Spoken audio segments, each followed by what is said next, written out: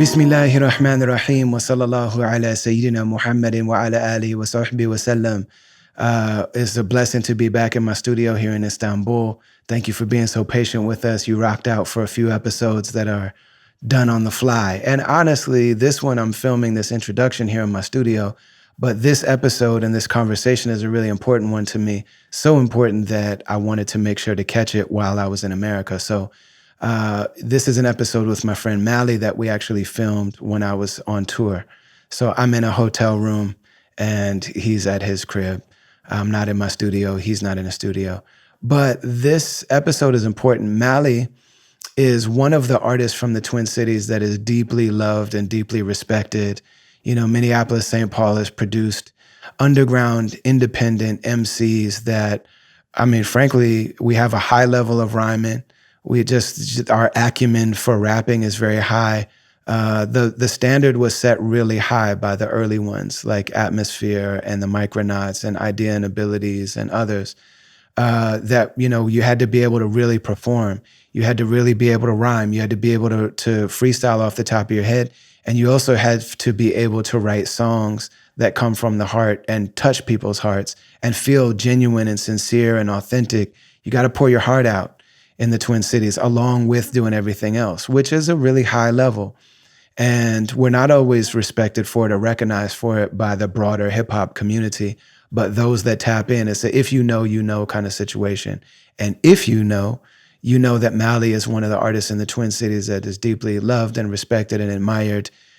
He's somebody that's been active for a long time. He'll give you the breakdown when we get to talking, but MaLLy first came on tour with us 10 years ago. We did a tour called the Home Away from Home tour, where I went to all these cities that I love and that I've been going for years and got friends and stuff. And so MaLLy and the great Bamboo, and we need to have Bamboo on this show, but the great Bamboo from Beat Rock Records, Chairman Bam, we got to have him on. We got to have Krish on, Rocky Rivera, legends from California. We got to definitely have them on. But we did a tour 10 years ago with my dear beloved friend MaLLy. And then we toured again 2 years ago for the Travelers Tour. When we launched this podcast, we did a tour just to let people know that this podcast was here. And so we did an entire U.S. tour with MaLLy and DJ Last Word. MaLLy and DJ Last Word made an album and released an album last year that, with no exaggeration or hyperbole, is my favorite album of the year. It's called The Sweetest of It All. The production is absolutely beautiful and glorious and luxurious and lush and vibey. And it's just a beautifully produced album. And the songs and stories that MaLLy put together, just the testaments, the testimonials that he put on that music, it's incredible. And the thing is, like, I mentioned it in the conversation, but you know, when you're an artist and your friends are artists, a lot of times we experience them up close and personal, both because we know and love them intimately, but we get to see them do what they do and we see their amazing moments. But you know that the world doesn't necessarily see what you see. And so what you really want for your friends that are artists is what you want for yourself, which is to make a piece of art that you could put in front of everybody and you don't have to do any explaining. It speaks for itself. You know, my man is dope, you know? And so this album is that. And so I also, you know, we're dear friends. We talk almost on a daily basis, even after me moving to Istanbul. And so we're really entrenched and entwined in each other's story. And so seeing this album come together for them, for him and Last Word was my touring DJ for like 8 years. So these are people that I'm deeply connected to, got a lot of experience with. I also got to be in Minneapolis when I was starting my tour for the release party, the release show for The Sweetest of It All. And so I just saw MaLLy put together this beautiful album with Last Word's amazing production. The show that they did was incredible. You got an amazing live DJ in Last Word, and you got an incredible MC in MaLLy. And the way they put the show together was beautiful. And then MaLLy really kind of like quarterbacked this project. I keep saying beautiful, but the artwork for it just has a feeling to it. It just feels warm. It feels like how the album sounds. It's very, very just beautiful. looking and sounding, and also the videos and the merchandise and everything. Then the way that MaLLy did the rollout is just everything about it was so triumphant. And then to be at that release party where the community really came out, people that hadn't been together in a long time because of the pandemic, because of cancel culture kind of vibes that happened in the Twin Cities, and the George Floyd uprising, the whole thing is like, the Twin Cities has been through a lot in the last few years, particularly the hip hop community.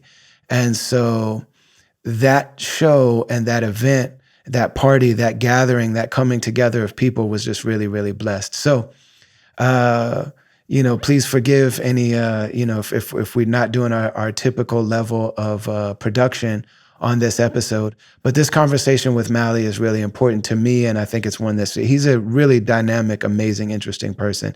Oh, also one note. Usually, we have a lot of people that listen to this podcast with their kids. And so if people use some harsh language, something that might be considered vile or vulgar or obscene or offensive or something like that, usually we will bleep it. Not bleep it, like we just mute it. You know what I mean? Sometimes when that's just how people talk, we just let it rock. So when Ant was on the show, it's like, that's just how he talks. It's just going to be like that. With MaLLy, there's a section where, he and I don't really talk like that, especially to each other, but he tells a story about a racialized incident where he uses the N-word because that was what's used in the story, and then and what happened to him. And there's also some cursing around that part. He's telling a story where what was said to him and the vileness of it is necessary to the story. So we decided to let it rock. We're brought to you, as always, by the Zakat Foundation, ZAKAT.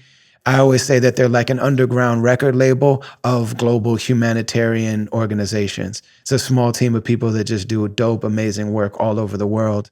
If you enjoy this podcast and you've never donated to the Zakat Foundation, let today be the day that you change that. Because if you give them $5, they're going to feed a person who otherwise wouldn't eat today. If you give them $50, they're going to feed and clothe an orphan and educate an orphan for a month and give them health care and everything. You could give $500, you could give whatever, but go to Zakat US on social media, or Zakat, ZAKAT.org is their website. Put something on something, because they have supported this podcast from day one, and the work they do is really dope. All right, I'm gonna shut up now. I'll probably jump in and start talking a whole lot right at the beginning of the episode like I usually do, but enjoy this episode of the Travelers Podcast with my dear friend, MaLLy.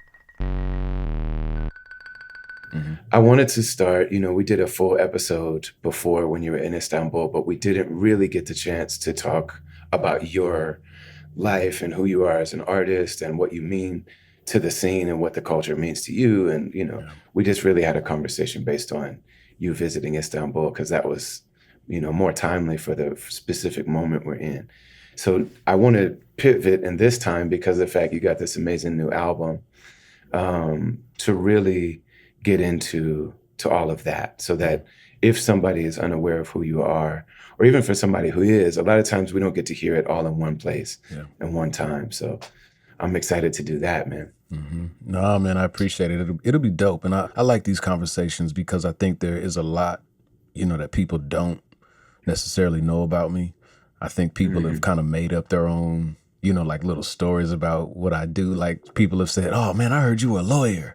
Are those your kids?" Like people just think, "Man, I heard you got 4 kids." It's like, nah, those aren't my kids. Like, but I don't like to tell it all. I like to keep things, for the most part, that are personal, and the things that need to that I feel like need to be shared, because it also just adds to like the mystique. I like a little bit of mystique too. I like to wonder a little. I like to keep people wondering a little bit about who I am and what I have going on. It's nothing to hide, but it makes the music, I think, that much more interesting, and it makes it easy. It makes it, I don't know, makes it fun too. Keeps it interesting. So you're not like, "Oh man, I know your favorite color and your favorite food." And it's just like, it's like showing too much, can take away. So yeah, man, I'm interested in having this conversation specifically with you too, because we know each other. We've known each other for such a long time, but not only are you in tune with the music, but you've just been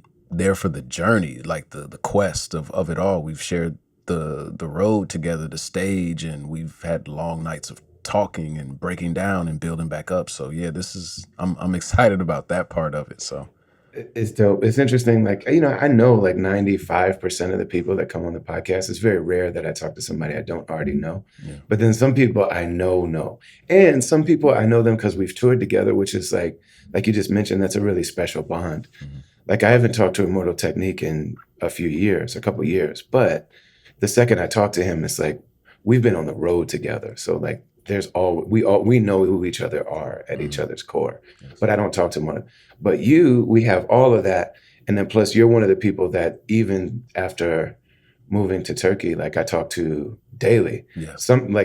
Sometimes multiple times a day. Dropping the whole albums, man. Like man, yeah. voice and we notes. definitely yes. Yeah. We definitely like fill in between therapy sessions. Like you know what I mean? We have a conversation and be like, you know what, I'm gonna talk to my therapist too, but it's like, man. Yeah, we're definitely like between therapy triage type of friends. It's that. Yeah, it's dope though.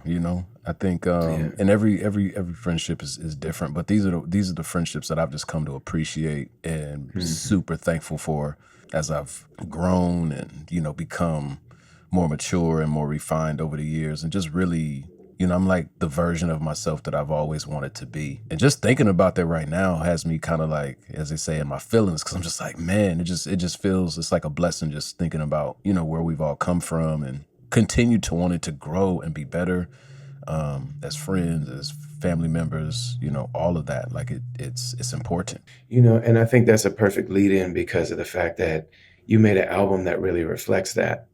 I've said this to you a million times, but when your friends are dope, somebody is dope because you've been in a room when they do this magical thing that they're able to do. And you know them and you see every part of the journey. But you know that in order for other people to see it, it's got to translate live. And then it also has to translate into an actual album. Like at least in our world, that's the way it works. So I've seen you go from 10 years ago when we were on tour. You've always been great live, but you grew a lot during that period. And then we toured again 2 years ago, and you were one of the very, very few people that's ever come and like opened and supported on one of my tours, where the audience actually asked the opener, the support, for an encore. Like, you know what I mean? Usually, whatever. If the headliner is about to go on stage, everybody's so ready to see the headliner that even if the support was good, it's like, okay, cool. All right, now I'm really ready. You know what I mean? Yeah. But there's times where the headliner's about to go on stage and they're like, no, I want to see more of that person. Yeah. And that's been very, very rare that's happened. So there's like, I was about to go on stage and it's supposed to be the Brother Ali show. It's supposed to be Ali time. And the people are like, MaLLy. I'm like, oh, they say my name's weird here. They got a weird accent, man. Ali sound like Ali here. This is strange. Yeah. Like, no, they're calling for you. So that's amazing. But that's the version of you that I know. Yes. But in our world, in order for it to translate for people to become fans where they get to like live as fans, you have to have an album that does that. And it has to be extremely apparent from the second you push play until that thing is done. Mm-hmm. You really get a sense of like who this person is. They take you on the whole ride. It's like, dynamics, emotional highs and lows and all this kind of stuff. Yeah. And so the opportunity for any artist to make one piece of work that really shows who they are, so few people actually get that particular blessing. You know what I mean? There are people that have hits that don't have that. You know what I mean? I was just watching Mace on Flognaw last night. And I'm like, man, Mace has hits, but I can't remember ever listening to a Mace album and being like, this is who this guy is. I didn't figure out who he is until he started doing the show with Cameron. And I'm like, oh, this is why everybody loves this guy. Mm-hmm. You know what I mean? He's hilarious and he's funny and he's charismatic and da-da-da-da. I didn't really fully connect with Mace until like a year ago. Wow. Because he never had that one album that could make me see like, oh, I get it. This is, Yeah. So you can do that live and then you did that on an album. Like the Sweetest of It All is that, man. It's just, it's one of those things that so few artists, even if they're great for a long time, do that thing specifically. it's almost like a gift for me. Like as your friend to just be like, yo, now with anybody, I can be like, man, just listen to the Sweetest of It All and you'll get it immediately. I appreciate that, man, because people don't look at albums in a lot of on the outside. People don't look at albums as they once used to, as in mass. You know, I think there's still a pocket of people, your generation, my generation, and then maybe a little bit after me, and then obviously the ones before us really appreciate albums and just the story of an artist. And you know all of those things. You remember when an artist switched up their style, or when they went to a different production, or which album. You know all of those things because the album brought you into that. I don't think a lot of people really understand how much. I just got done telling the artist, she's really dope. She's an R&B singer. Her name is Be My Fiasco, and I just got done like kind of commenting on one of her behind the scenes moments where I said, I don't think people really understand how much work goes into the work for people to appreciate the work. Then I think ties into that idea of like why we are so sensitive about, our stuff, right? Like about our music and what we do, because it isn't just the writing and trying to be funny or make people cry. This was a true labor of love, man, like blood, sweat, tears, and time, like Yeah. and Money. bro. And I mean the emotional side of, putting it all out there, and then you got to turn around and ask people to please listen. Yes. Then we have to also be our own marketing department of like getting on camera. And you know what I mean? That you got a whole other type of content that you have to learn how to create. I got to make the music. I got to do all of that stuff. I got to figure out how to package it and all that stuff. Then I got to figure out how to translate on these apps to like, yo, I made new music. I'm not just throwing it out into the world. Like this really matters to me. Yes. And so I'm here asking you to listen to it. And you got to get on there and beg people to listen to it. And then you got to look at some things get a lot of likes and some things only get a few likes and some things get this many comments or shares or whatever. And you know what I mean? And then when we own our own businesses, you put a post up and then we see the back end immediately when orders come in. Yes. So we know like what's translating to sales. And yes. I mean, it really requires almost our entire self. It's too much almost. Yes. It's right on the cusp of being just too much. Yes. You know what I mean? Yeah. It's like, man, the amount of ourselves that we've poured into this stuff from the very beginning of trying to figure out what we're fixing to do until, and then you got to come back and do anniversaries and this is still for sale. And it's, all of this stuff, like it's an immense undertaking, man. And that's part of why I really love doing these kind of conversations, man, so that people can at least get a sense for everything that goes into it. Yes, sir. And I think, with this particular album, The Sweetest of It All, man, it's all the time, but it was one of those bodies of work that I knew early on into the process of creating it. You just sometimes know like, okay, I'm going somewhere. Like I'm going somewhere really special with this thing. I could tell by the production choices that I was making, the options that were being presented. And we went through, Last Word and I, he's the producer on the album, over 100 and some beats, maybe even 200, because he would send over like bunches of like 10 and 15 at a time. And, each session, some sessions had several that I picked. And then there were some batches that maybe only one, maybe two. And then out of those batches, one of those songs might not even make the cut as far as something that was, to me great enough to be heard, but it was still, so it's a whole process. But I really wanted to just dive into, I wanted people to understand aspects of myself. Maybe there's aspects of humor that I sprinkle in. I wanted people to hear who I come from, where I come from, all of those inspirations and influence, and not being afraid to talk about those things, because I guess, and I think this process of this album was inspiring in a way for me for the next thing and the next thing after that, not to hold back on any of those aspects of myself, not being afraid to tell people like, yo, I do cry still. Yes, I still am happy. Yes, I still I take pride in being single. I like to be alone. Like really tapping into the aspects of myself that I just love, man. Cause I'm just like, I've never heard anybody say they take pride in being single. It's just a funny thing. I've never heard somebody say that before. But it's real, man. Cause Yeah, there's ways in which, even when I reference it on certain songs like Dreaming, I'm like, a lot of women say I'm selfish, that I don't even care. And like, that hasn't been recent. That was more of a pull from something that I was told years ago.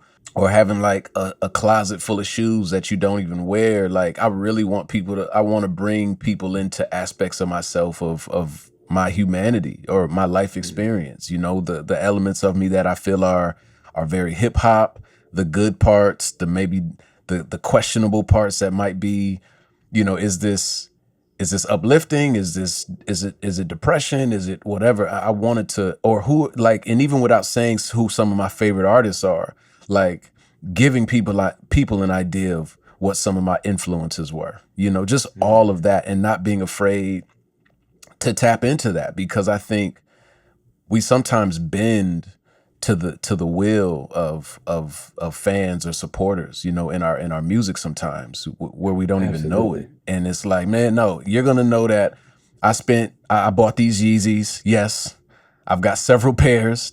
Yes, and I'm gonna wear them. Judge me later.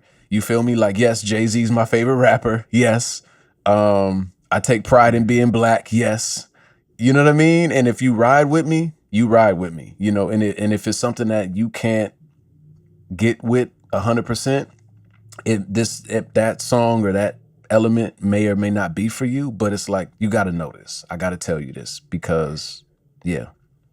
One of the things that makes an artist be able to succeed outside of their immediate circle is having art, like I said, that can transcend your immediate circumstance. You know what I mean? Like it can be played outside, but the actual context is extremely important if somebody wants to really, really understand what's going on or like where this comes from. So we've been to 2 of your release parties. What was the album like 5 years ago, 4 years ago? The Journey to a Smile. Journey to a Smile. Yeah. I knew it was the one with the balloons. Yes. But so like that one and then also this one are very like unique experiences in the music scene in Minneapolis, in the Twin Cities. Because I think that anybody looking in, and we are going to get to like your story, but anybody looking at it would see that Minnesota is overwhelmingly white. Mm-hmm. And there's almost like a scene of hip hop artists that have a lot of listeners and followers and supporters. And there's for a long time, especially up until a couple years ago, there was an entire industry around that. So there was the Soundset Music Festival and all these shows at First Avenue. And there were always artists from the Twin Cities going out on tour, you know what I mean, touring the country. So you got Atmosphere, Brother Ali, Prof, you got all of the Doomtree folks, POS. And then you start to have, all of these artists going on tour. So there's an industry there too, mm-hmm. where like if you're connected to one of those artists as a Twin Cities artist, you might end up on tour. There's a whole like industry yes. that is a nationwide, industry that a person could get tapped into. But in terms of the music that actually comes out of the neighborhoods of the Twin Cities, though, it's not necessarily that. You know what I mean? And whether or not those two worlds come together, it's actually pretty rare that they're able to come together. Mm-hmm. You know what I mean? So you're one of the people that does work on both sides of that kind of divide. You're somebody that's toured with Atmosphere, toured with me twice, has gone out and done things, but also are still extremely connected to community. So your release party specifically, it's like there's a community of people that support you yeah. that you never see at other hip hop events in the Twin Cities. You know what I mean? Whether it's your grandma in the front row, you know what I mean? Like, man, your grandma was really kind of like almost like your hype man in the show at this last one. Yeah, yeah. You know what I mean? Because like she was so visible and everybody kind of like made space for her. And the way the lights were shining in the room, just enough light you could see her silhouette. And like you could see her smiling and she danced all the way through your set. She was on her feet all the way through it, man. But then, and then there's just like, you could tell like there's friends of yours that have been with you for years, mm-hmm. just posted up by the merch table. It's like, man, I'm making sure nobody steals any merch. And Yeah. if anyone's on the fence, I'm gonna come tell them about how dope that album is, or like how fresh how good they look in that shirt. And like, these aren't people that work for you. You know what I Right, mean? right. Um, you see, like, just, black couples, that are like out together, like gigging to the music and enjoying themselves. You see hip hop people that stop going to stuff. Man. You know what I mean? So that, like, a number of people that we would see, that I saw that I hadn't seen in years. Wow. And I'm like, I thought it was because I moved away. They're like, man, I don't come out for anything anymore. I don't go to anything. It's like, man, but I have to be here for MaLLy. So I mean, it's a very real, very tangible community of people around you. And sometimes we say community, and I say that about the people that listen to us. Yes. But those are people that are brought together around the album. But there's like a living, breathing whole community and like a world that you've built within these two spaces, because you are between these two spaces. You're still very much a South Side Black Twin Cities hip hop artist that comes from hip hop culture. Yeah. And you also are somebody that can step out and go on tour. And the what you do is also of that kind of like national, quality work, man. But that's one of the things. So I mean, we haven't even got into the story yet, but I just had to say that. I want to make sure that was on the. Nah, man, I appreciate that, man, because it's funny. I was telling somebody, they were like, how would, they weren't able to make it because they were in a different state and so on and so forth. But they were like, how did it go? And I said, man, it was like the 3 F's. It was, there were some fans, there was friends, and there was family in the room. But all together, anyone who comes and who has supported the work, I think that's always been kind of the common thread is the messaging of what I'm talking about. The energy is, as far as me as a person, like whether I'm up, down, somewhere in the middle, they understand that like the music is rooted in positivity. At the end of the day, it's gonna be a spiritual experience. People may feel like church to a degree. I mean, there's been times when I've been, when I've toured with you and we've hit so many different cities. And every time somebody either says like this last tour that I went on with you a couple years ago, it was either, man, this felt like church tonight and I haven't been to church in a long time, or they're like, that song or this set really, really touched me. People have written long notes on napkins that I still have pictures of, Sacramento, Denver, Utah. I mean, I could name a bunch of places, but that night for this particular release, it definitely was, a family affair for sure. And there were people who were more reserved and vibing out. Then you had people upstairs in the top that were vibing, that were a little bit older, like the Muwadas had come through. They're a Black kind of punk indie group that's been around since the early 90s. They just celebrated their 35th anniversary, So Black Love was literally in the building. And then you had folks like, Tish Jones and... Man, shout out to Tish Jones. You feel me? It meant so much. And yeah, when I saw Tish, she said, the last time I saw you was in this room. Mm-hmm. It was at the Ice House. And I think what she meant to say is that, I had done a benefit show for True Art Speaks. That was her way of saying to me, you're gone now, but when you were here, you were part of this community work. Yes. You know what I mean? Yeah. That was like, we've been in the trenches together. Yeah. It felt so good to see her. I mean, she's one of the really like most important community leaders, especially within the arts world that we have in the Twin Cities, and super dope poet as well. Yeah, man, one of them. And after the show, she gave me one of the longest hugs that I think she had ever given me, and just like told me all of this amazing stuff. And I was just, similar to what you said, man, it's like being cut from that cloth of, which I've told you many times, is like coming up under the close proximity, close and far, from seeing you perform, how you've put out albums, how, Slug and Atmosphere, even Doomtree, like all of just seeing at a high level and what the level of professionalism, how you put on a good show, how you curate a beautiful show, start to finish. You start on time, you end on time, you make sure you're prepared, you make sure the set is solid. You had a sound engineer, you had somebody doing very intentional lights. Did y'all bring in extra lights?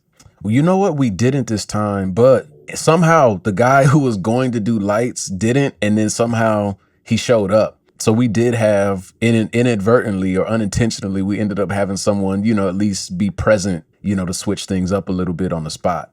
Yeah, but I mean, there was stuff going on a screen. I mean, this is a place where a lot of the Twin Cities artists kind of go to work out their thing. It can be an incubator for, when newer things start to bubble, and particularly, I would say like Black music that's not necessarily part of the Soundset, Rhymesayers, uh, Doomtree world. But you can even tell, like when y'all stepped in there, like, okay, there's a sound engineer here, there's lighting going on, there's everything there's a screen where things are changing with every song.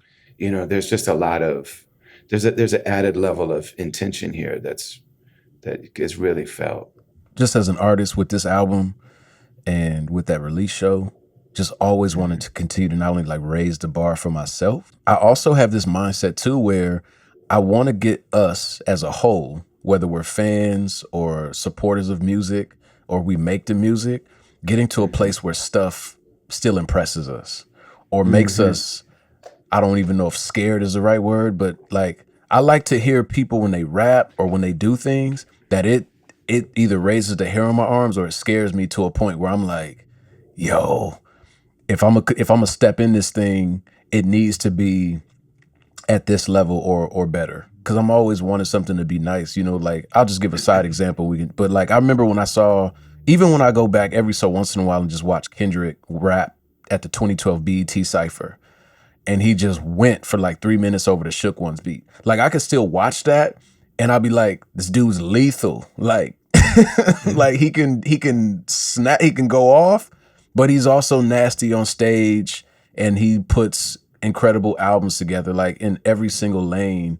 And I think that's something that I've seen I love when other artists who maybe don't have the biggest budget, but they have the intention and they want to make sure that in their own way they can do a similar thing or try to show a similar thing. And I want to, in my own way, do that too. So when people see it, they just don't think, oh, I can just step off into this and show up any old kind of way. It's like, nah, if you want to be respected, like you got to do it like this. Like you got to be nice with something. You can't just show up and just think, oh, give me love because I just got here. It's like, no, Right. nah, man, me, that don't fly. I'm about to show you something that I have poured a lot of love into. Mm-hmm. I'm about to share something with you. Now, you know what I mean? Like that's got to be the like, look how much we love this music that we made. Yes. And look how much we care about this performance. Look how much we, the people on stage, love each other. Mm-hmm. Look how much the people on tour respect and honor one another. And look how much we care about you. Mm-hmm. And you know what I mean? That it's been loved on, man. It's really incredible. All right. So I want to jump into, for people to understand kind of how dynamic your story is a really important thing. Mm-hmm. So we start in South Minneapolis.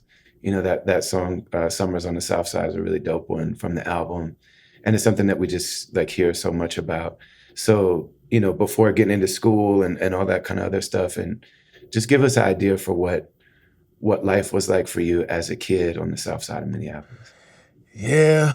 South Minneapolis, man, is I don't want to get on here and lie and because I think sometimes people may throw extras on their story and be like, yo, like holes in the wall and roaches everywhere. Be like, right. nah. Broken glass everywhere. Shout out to MaLLy. Like, I didn't grow up. MaLLy. Oh man, I would do it. I would definitely do the. But no, man. Growing up in South Minneapolis, to me, in a nutshell, definitely grew up in a few different neighborhoods on the South Side. So grew up in, for those that are familiar, the Seward neighborhood. Lived in Longfellow for a short period of time. Lived in Powderhorn, Phillips, Kingfield. So lived in pretty much all of the, I guess you could say, like kind of prime areas of the South Side. And growing up in South Side was beautiful, man. To me, I felt like it was a beautiful experience because you have this space that has so many different textures and energies and vibes to it. Like on one aspect, there could be a heavy Latino population. And then in another section, you start to see at one point, and this is me, like I would see like you started to saw an increase in the Somali and East African population at one point. At the beginning, for me was, like white working class people / the hippies or like the uptown crowd or the grunge or the punk crowd. And then there was like Minneapolis based and born people. And then there was another in the neighborhood we grew up in. And there was another aspect of Black folks who were primarily coming from Gary, Indiana and Chicago at the time. Chicago. So that was Yeah, like, man. that was Wow, that was yeah, the mix. yeah, and in the 90s, it was almost like two very distinct sections of the community. It's like who's from here and who's not from down here. They're like they all something. Man, I ain't from down here. I'm from Chicago. All You the know what I mean? time. All that, man. And that was the thing. Chicago people always had to let us know they were from Chicago. They ain't from down here. I'm from Chicago. And that was the thing Gary. too. I'm from the Go. I'm from GI. Yeah, man. And that was the thing when we would always like me and my friends at the time when we would get into it, because the main neighborhoods were 31st and in Blaisdell, 31st and Pillsbury. We stayed in this apartment complex called Finley Place at the time. My grandma actually stayed like 300 feet down the way. You know what I mean? Like within arm's reach, a few doors down. And we stayed in another apartment space down the way, down the walkway. And a lot of the folks that lived in that section it was a mix of working class people, just everyday Black folks, some Latino folks, some African folks, East African folks. But every time there was something getting ready to go down or people were getting into arguments, their way of like kind of trying to like tell you they weren't nothing to play with was like, I'm from Chicago. So then that was like at one point that was the thing where it's like, man, I don't want no parts of it. You know what I mean? Like, yeah. Yeah, I mean that was code for like, I might be a vice lord, I might be a GD, I might got a bunch of cousins, I probably got a gun. Yeah. I might stab you, I might shoot you, yeah. And I mean, and the people that were leaving Chicago to come to Minneapolis, it was mostly, there were some folks that were just wanted a better life, but it was a lot of times people that were struggling or they had gotten in trouble, they had done something in Chicago that they were running away from. I mean, that was a major thing. I think, people think about Minnesota when people think of Minnesota, it's like Minnesota, for the most part, is what you think it is. Yes. There's a lot of snow. There's a lot of lakes and trees. There's a lot of people that do talk like the movie Fargo. You know what I mean? Especially when you get outside the city. Yes. You know what I mean? Shout to our brother, Paul Wickman. There are people that really do talk like that.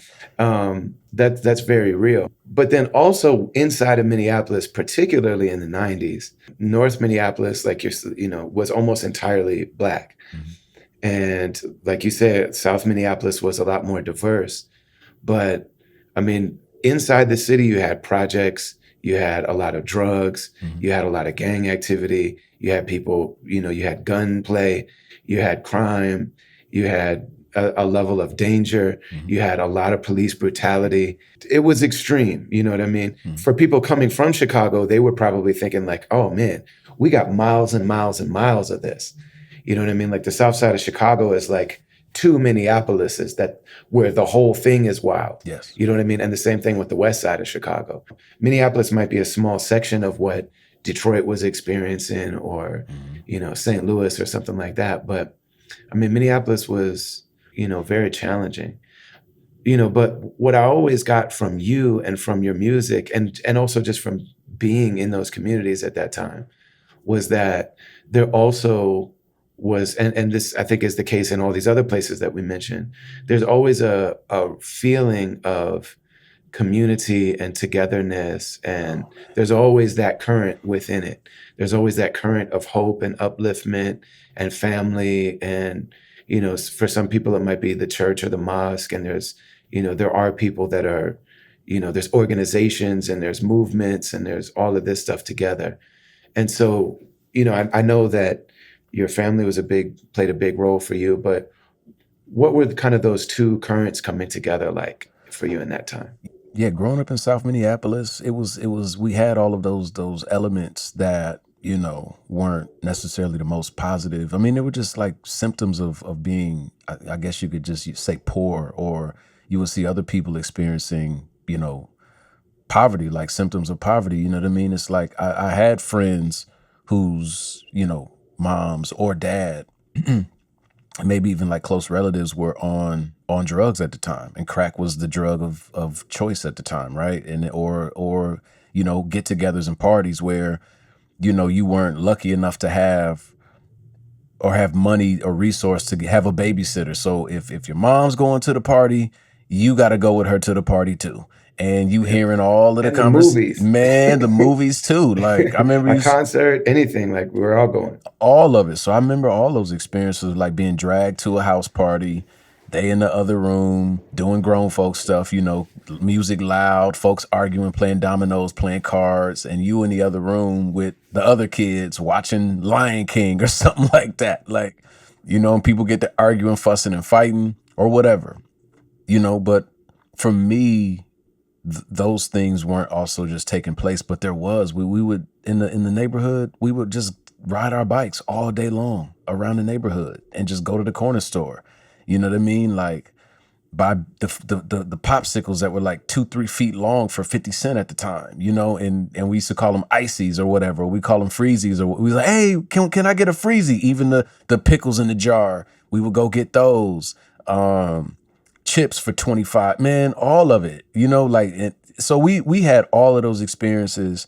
And then, you know, for me, family was definitely one of those things. Everybody kind of knew everybody, because that particular neighborhood at the time where we that I can really point to as far as my most fond memories, starting memories, you know, I had so many best friends, like 2 or 3 close best friends. We do all the normal things that kids did. And family was one of those things that everyone knew who my grandma was, you know, and she wasn't shy about telling them what they should and shouldn't be doing. You know, if she saw people outside, you know, as they call it back in the day, smoking the reefer, and she would get into it with people because like, you need to put that out while the kids is playing, or it was such a small community too, that like if stuff happened that was like private and was happening in public, like arguments or disagreements, everybody knew, you know. So it was all of that, but definitely a sense of togetherness and family. And my grandma, people knew that was kind of like the place that I always went to, you know, before I went home. You know what I mean? Like I always just loved being at my grandma's house, because at that time it was a space and place of solace, of peace, like affection and unconditional love at the time. And it was quiet. The energy felt spacious in that environment, at that particular age and time. And it was also just not only a good, and then it was times too where like if stuff was going down in the neighborhood, or if I had a disagreement with somebody, she would, if she was around, you know, she would be the one that would come outside and like, you know how some people say, you're not gonna, you know, put your hands on my grandson, or like she would be that one that's in a couple different instances, you know. But then at the same time, you know, that's where everybody went. My uncle, you know, my oldest uncle would come through and post up from time to time if, you know, he needed a place to stay at the time. My youngest uncle was there at the time. So, you know what I mean? Like grandma's place was the spot for a long time. And everybody, I think in the neighborhood knew that. In my space growing up, you know, with my mom, it was kind of different, because it was like, I didn't have cable growing up. So if I wanted to like watch wrestling or a pay-per-view or my favorite movie, I had to go to my grandma's house to watch that stuff, because we didn't have cable. My grandma had cable. You know what I mean? Like it's just all the differences. She also had all of the snacks. So she would go to the grocery store and bring back donuts on the weekends. You know what I mean? So Crazy. man, like all of that Like stuff. a donut, like at our own house, was like unheard of. You never saw a donut inside the house. We didn't have somebody Kool-Aid. died or something. Yeah, Oh, man. like, and if we had Kool-Aid at my mom's, she never put sugar in the Kool-Aid. So it's just like, but I go to my friend's house, they had mad sugar in the Kool-Aid. So I also can't lie, regardless of what we had or didn't have, seeing how much work they put in. My mom and my grandma, like they still work to this day. Like my grandma's been retired for the last 15 plus years, and she still works 2 part-time jobs. She does. She still I works. know she does. Yeah, my mom still works. Like we just I know she does. Like, what are you doing? We just come from a work, but that was like, for me, was the foundation was hard work. You own your labor. You work for what you get. There's no handouts. Even when Christmas and birthdays came, it was, what do your grades look like?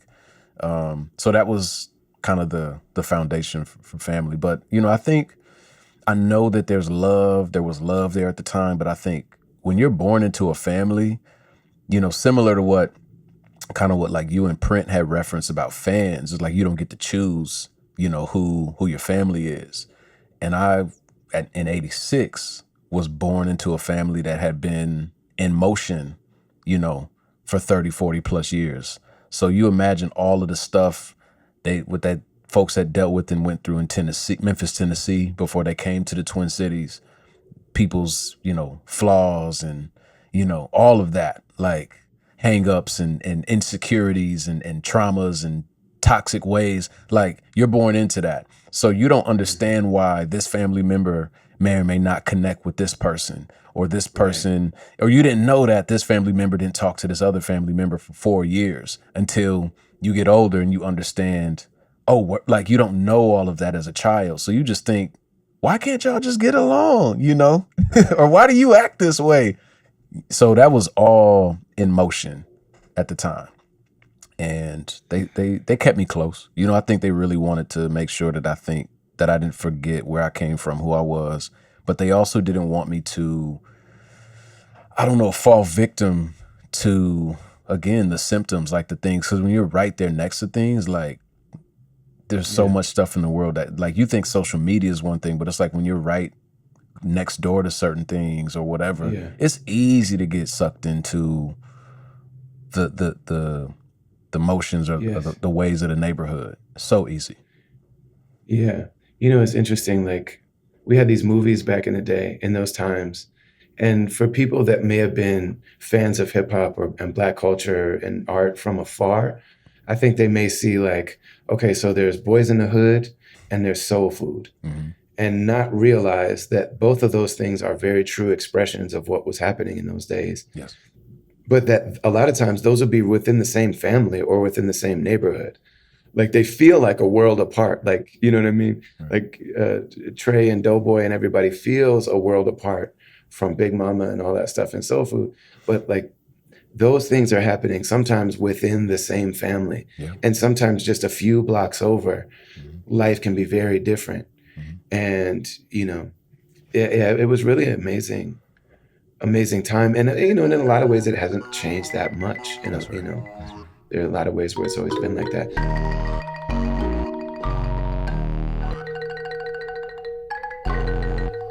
This whole thing is really fueled by the fact that we're underground, independent hip hop artists. We've been making music ourselves with our friends from the very beginning, without the involvement or the permission or sometimes even the knowledge of the music industry.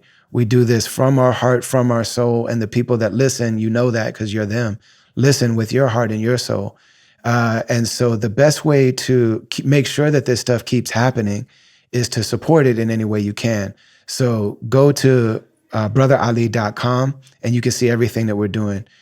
Join our mailing list. Like, I don't blow you up. If you're on the mailing list, anybody will tell you, I only hit you a few times a year when there's some major announcement or that I want to make sure you know about. Some people tell me to email more. Some people are like, yo, I want to hear from you more. But join the mailing list. Do the same on MaLLympls.com. And the other thing to do is to join the Caravan. The Caravan is our community of listeners. It's kind of like a Patreon, but it's a different one that we use for our specific purposes. And there's all sorts of content there that you can get. There's music you've never heard. There's podcast stuff you've never heard. There's speeches and videos and all kind of stuff that I guarantee you've never seen. Some of it is a little bit embarrassing to me, but I put it up there anyway because the people that are there are supporters, and I think they'll get the context of it. The other thing that we want you to know is that we have a new album coming. Me and Ant, who I've done my seminal work with, got together last year and we made a new album called Satisfied Soul. It's 17 songs that we love to death. 5 of them are streaming right now. You can go to streaming services and hear 5 of the songs. The full 17 come out on February 14th on Valentine's Day. And this is an album that we love very deeply. We just went on tour to celebrate it and to announce it. If you go to brotherali.com, you'll see there's all types of dope, different pressings of this album. A lot of them are exclusive. There's really amazing deluxe joints. Amazing. It's incredible. We're partnering with the MaLLy music label that's done some of my favorite hip hop music in the last decade. And so I'm really grateful to be partnering with them. But this is a project, man. This thing is beautiful. So go to brotherali.com. You can see all the upcoming tour dates, all that good stuff. Sign that mailing list. Get down with that album. You can grab some merch while you're there. And do the same thing for MaLLy. And do the same thing for all the artists that you love and appreciate. Back to the episode. So, one of the things you mentioned this like work ethic. I know your grandmother specifically is also very deeply, deeply religious and spiritual. Mm-hmm. And, that's always that's going to be a deep root in everything that the family does and everything that you do. But they also were really big on education. Mm-hmm. And so this is the part where your story starts to become more dynamic in a ways that are pretty unique. Mm-hmm. You know what I mean? So tell us about your experience in going to school. Yeah, I can definitely go back to those times. So the first school that I can recall ever going to was Fourth Baptist Christian School.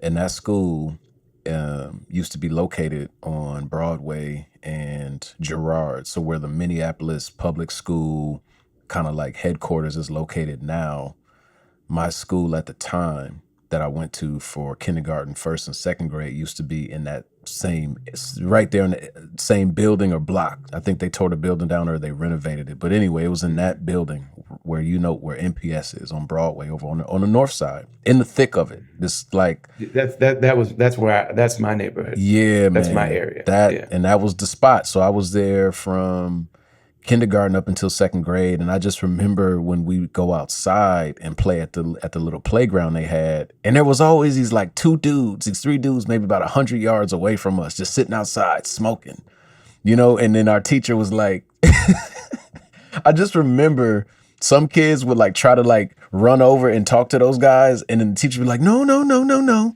We're not going over there because you see they're smoking. We don't want to do that when we grow up. Now, do we, kids? Like, it was always like a strange. Like, man, they look like they're having fun. Yeah, exactly.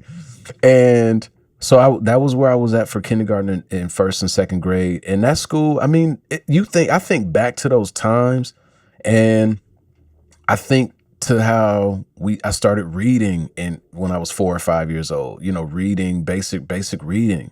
And then we got into, I remember, addition and subtraction and multiplication at a younger age. And I was excelling, it was like, oh, I get this. This is fun because it's easy, and then book reports and you had homework, and they just didn't give out gold stars again, just because you're there and you're 5 that you deserve a gold star. It's like, nah, you got to like get the answers right on the assignment. They pushed you. I remember in that initial experience, and it was something that was also instilled in me too, was if you got homework, the homework needs to be done first, then you can go outside and play. And it was almost a rarity or super rare that I didn't have homework certain nights. So it was like, if the question was, did you do your homework? And if I said, oh, I don't have any, well, let me check that book bag. Let me look in that book bag and see if you got any homework. But it was legit. It was real.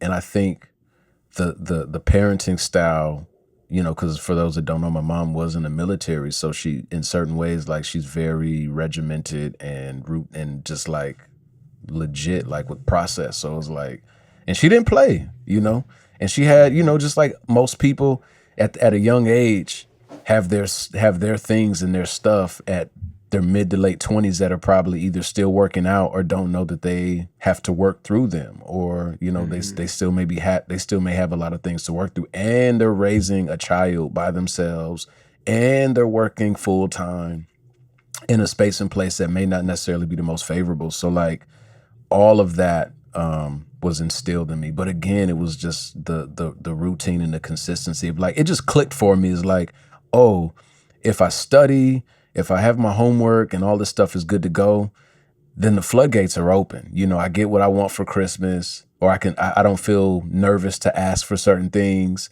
I can play with my friends outside as much as I want to. Clothes are always fresh. Same thing with my grandma, was a similar thing. She believed in education. And then after that school, I went to another school called Risen Christ, which was it was under the Catholic Church, and we wore uniforms. I was there for 2 years. But that was kind of like a lateral move as far as like the level of difficulty, because when I got there, it was a simplified version of the last school I went to. But it was dope because it was a very Black student body, like a very diverse student body. Because a lot of students that went to that school would end up going to like a Holy Angels or a De La Salle at some point, because De La Salle is a highly diverse, private high school. Yeah. And then after Risen Christ, went to MaLLy Academy, and that was like where I spent 5th and 12th grade. And that's where, for some reason, the culture shock for me really came into play. Family was like, we don't care how you feel about this place socially. We just want to make sure that you get the education. And I don't think parents sometimes understand or know like how hard or like exactly what someone is feeling, or what a child can feel, or what they're going through in those environments. It's like a make or break situation, because you are in like 2 or 3 different worlds. You live in the city, you got your friends, you got your family, you know who you are, you love who you are. Let's get that out the way. You love who you are. Yes. And then you go to this school, predominantly white school, I think it's under the Lutheran Christian Church, and all staff and faculty is white. Student body is predominantly white.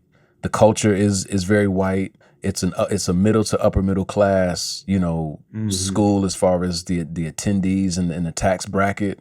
So you're dealing. They got money. Like those people have for real money. Facts. Like if I lived in America, I could not send my kids to those schools. I couldn't afford it. Yeah. So it was a crash course. Those people got money. It was a crash course for me when I look back on it, on how, if I'm being all the way real, it was like a crash course on how to navigate white people, their world, how they do things, how they see us, us meaning Black people or just people of color at that time, because this was from 96 up until 2004. But the first 2 years were the hardest. That was like, I'm being challenged. What was your first year? What grade was that? What grades were those? This was 5th grade. So okay. I was 10 years old. So I was 10 years old, and I remember the math classes being a little bit more challenging. I remember just everything. They pushed you like every night. Again, homework every night. And they didn't play, and I appreciate them for that, because that ended up being a common thread throughout my life. Like showing up, caring about your work, taking pride in what you do. And even the teachers were very similar, like had a very similar mindset. They weren't just going to let you pass just because you wanted to pass. It was like, no, you need to put the time, the effort, and the work in to earn this A or this B plus or whatever it is that you're going for. But my mom and grandma, man, they'll be the first ones to tell you how hard it was for me during that time. Like that was a very, very, very difficult experience socially and culturally. 'Cause here I am feeling like an outsider the entire time. And, but educationally, it's like this weird silver lining. It's like, this is a college prep school. So that was the thing, is like, you're going to go to this school, you're going to go to the high school, and then you're going to go to college, and then so on and so forth. So it was like a track had already kind of been decided for me before, I really felt like I had a choice in what I wanted to do. But then over time, you figure it out. But yeah, that education is very important in the family. Yeah. And I mean, like you're saying, being thrown into this other world where, you come from, like I said, a very like religious and military family where it's a lot of love and also a lot of structure. And from day one, it's like we're people that get up and work hard, and and then also going to those earlier schools where the emphasis on being great in education are all coming from a Black space. And then but excelling, you know what I mean? And then also having a family that also is prioritizing it to that degree, that you end up in this place where, like suddenly like, okay, you're kind of in the big leagues now, but now somehow like everything that got me here is somehow, questioned. You know what I mean? And these people have a low opinion of the exact things that got me to this place. Yeah. So, and I just wonder, like, you being so young, how did you have an understanding at that time of what was going on socially? And then also, your family's desire for you to be here. Like, this is a 3-generation family mission for me to be in this place. Yeah, I think, at least for me, I felt like I knew what was happening. I may have not been able to articulate it, as much as I can as a 38-year-old man versus a 10-year-old child at the time. But I knew, I felt like I had a feeling of what was going on. And I think the reason why is because, my mom never shied away from the truth with certain things. Yeah. She wasn't one to hide stuff from me. She was, if I asked her a question about certain things, she just kept it 1,000. She said, "Oh, that's probably racism," or it's because I had a 4th grade teacher before I went to MaLLy Academy. We used to get into it all the time, and he used to say all sorts of sideways, slick mess, and like I never forget it. He called the Negro League a crock. And I'll never forget that. We're in the library at the school, and this is one of those Nickelodeon magazines, and it was the Negro League biopic at the time with Blair Underwood, Delroy Lindo, and I forgot the other guy's name, but he played Bubba in Forrest Gump. And he played Josh Gibson. Delroy Lindo was Satchel Paige, and then Blair Underwood, I think, was Jackie Robinson. So the advertisements on the magazine, he picks the magazine up, looks at it, and he's like, "Oh, Negro League, what a crock."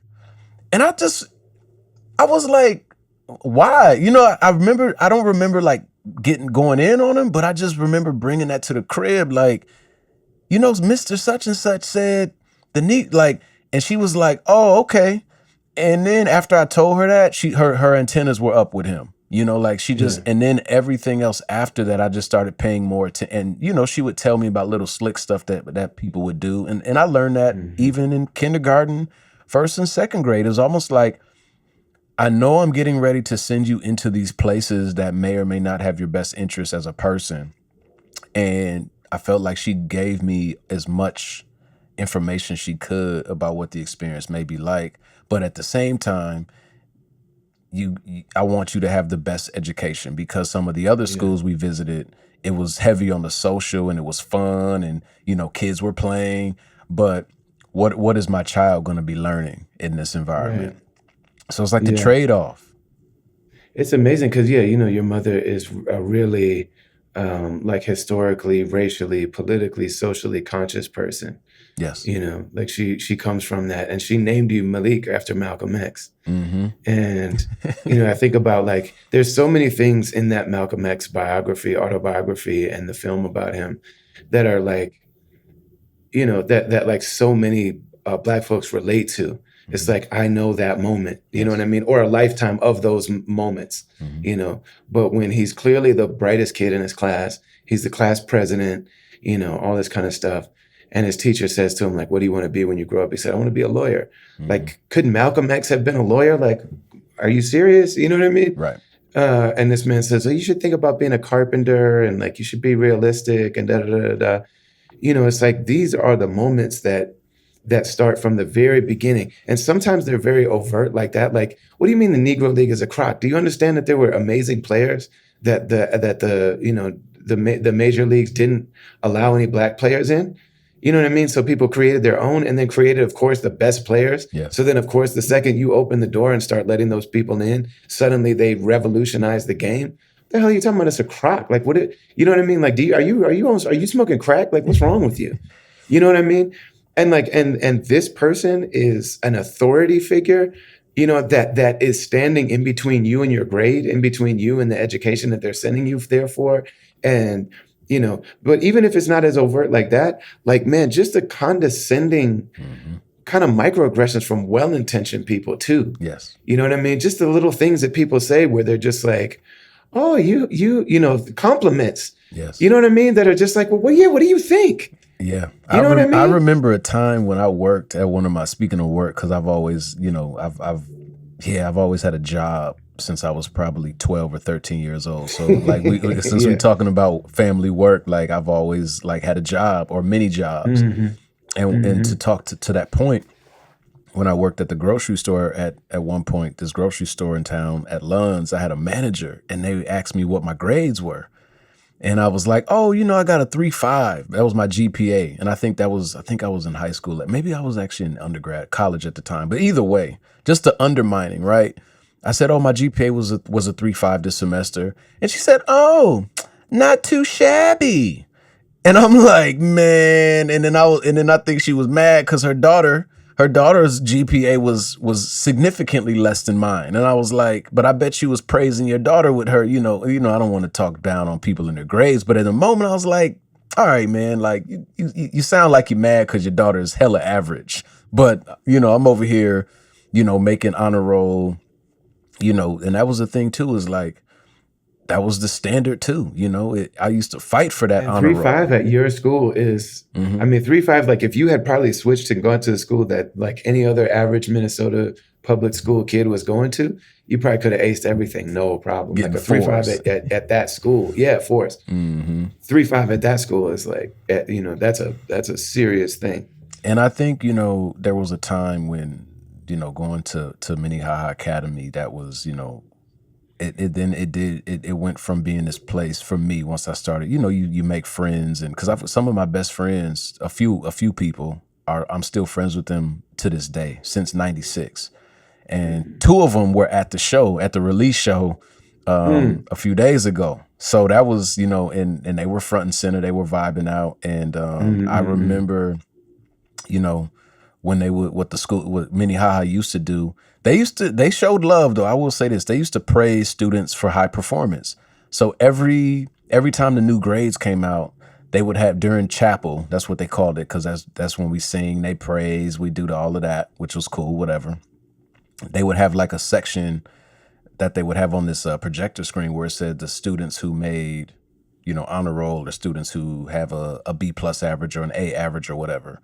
And every year, I would be like, out of all of, you know, my black friends or black students at the school, every time my name would be the one black student listed, and all my friends be like, yo, man, you doing it for us, man. Like, keep pushing. You know what I mean? Like, then it became this thing of like pride that, you know, that I felt like I was then doing it for us because I wanted us to also, you know, look good. And I was a source of inspiration for a lot of friends at the time too that went to that school. You know, I still got friends who reference me when they go talk to kids about how going to school with me was like their inspiration, or Malik was always on it when we were in class. He never slacked. He took it serious. You know, class assignments, he stayed on his stuff. But I also, you know, in my time off too, like I knew how to have a good time and how to be a kid at the same time too. You know, it wasn't just all books with me, but I was like, I learned, you figure out how to navigate, you know, real quick. You learn how to survive and navigate. Same thing racially. It's like, I never assimilated, but you learn ways in which, how you're going to show up. And you and for me, I made a decision early. I was like, this is who I'm going to be, myself, 100%. I'm not throwing out the teachings of Farrakhan just because I'm in a Christian school. I'm not throwing out the teachings of Malcolm just because I'm in a Christian or white Christian school. I'm not throwing out House Party and Dick Gregory and Friday. I'm not throwing out none of that. Like, I'm not switching it up for nothing just because I'm at this school. Like, no, this is who I am. And if again, similar to the music, if it's a point of contention or it bothers you, then that's what it is, you know? and we can talk about it, but I'm not changing, who I am. And I made that decision, I feel like in 5th grade, early on. And I mean, that's huge, man. It's such a big, because it is a lot easier, at least in terms of the points of contact and interaction with the institution and the people in it. Those interactions are lubricated, at least in the moment. I mean, forgive me for talking about things that it's your life and I'm just observing them. But like those things are easier in the moment if a person just all the way code switch, all the way even change the tone of voice, Yeah. change the mannerisms, change the walk, change the posture, change, make certain faces and like really kind of put on a whitened affect, Yes. that makes those teachers, administrators, coaches, police, security guards, also just other parents that just kind of take on this role of like, well, that just feel like authority figures, even if they're not. That's right. It makes them comfortable and it makes them feel like, oh, you're one of the good ones. I can trust you. I can so and so, so and so, so and so, Yeah. and it might make things a little easier in that moment. And I've known people that do that too, and I don't judge them. But then on the other hand, it's like, but what does that do to the soul over time? Like, what does that do to a person's relationship with self over time? Whereas if somebody decides, okay, I'm going to come in here, I'm going to do my work, I'm going to be an honorable person and you're not making me that. Right. That's my family made me that. That's who I am. God made me that. Yes. And I'm going to do all the things that I need to do. And I'm choosing to also, like you said, bring all those things through the door with me. And we're just going to have to figure this out together, Right. because I have a right to be here. I mean, talk specifically about those challenges. I know one of the things you bring up a lot, so it must have really deeply touched you, is being corrected for how you talk. Yeah. I remember the first time had to be in that I remember, because you're constantly downloading information or downloading data, as they say in the boxing world. Like, you're downloading data to see how you move in the next round. But I just remember in those environments, taking, just knowing, not really knowing like where I'm at, head on the swivel, knowing what I can and can't do, what I can and can't, or what I can say. And mind you, in this school, just to give people, even you and more people, more context, they had a 0 tolerance for cheating and plagiarism. So 0 tolerance. The minute they find out anything, you're out. They had a 0 tolerance for fighting and physical altercation. So if that was the thing, you're gone. And I think even at the high school level, if they found out that you, had like gotten pregnant or something, like you're out. The drinking and the drug thing, they were flexible on. They would say like, okay, like you get a warning, you got caught at a party. Like it was somewhat strict. You know what I mean? It was, they like scared of Jesus into you essentially. Like, don't do these things, get good grades, you won't fail out, no cheating, no fighting, you're good. But I remember in this environment, in this space and place, I think it was in 5th grade. And I want to say it was one of the other 5th grade teachers, because 5th grade classes sometimes would merge and then get together in another 5th grade class and watch a movie or watch, something on a projector screen. And I remember asking the 5th grade teacher at the time, asking her a question. And I said, Miss Johnson, can I ask you a question? Or, my like kitty voice. And she said, it's not ask, it's ask. And I was just like, all right, man, and even at 10 years old, as kids, it's when you want to get smart with somebody and say, man, you know what I'm asking you. You know what I'm saying to you. Don't play with me. And then, of course, when they do that, the whole not maybe certain students see that quote unquote thing that they pointed out. And then that becomes a point of conversation. So then they feel energized to jump on that. Emboldened. Yeah, to say that too. Like, oh, why do you talk like that? Why do you say these things this way?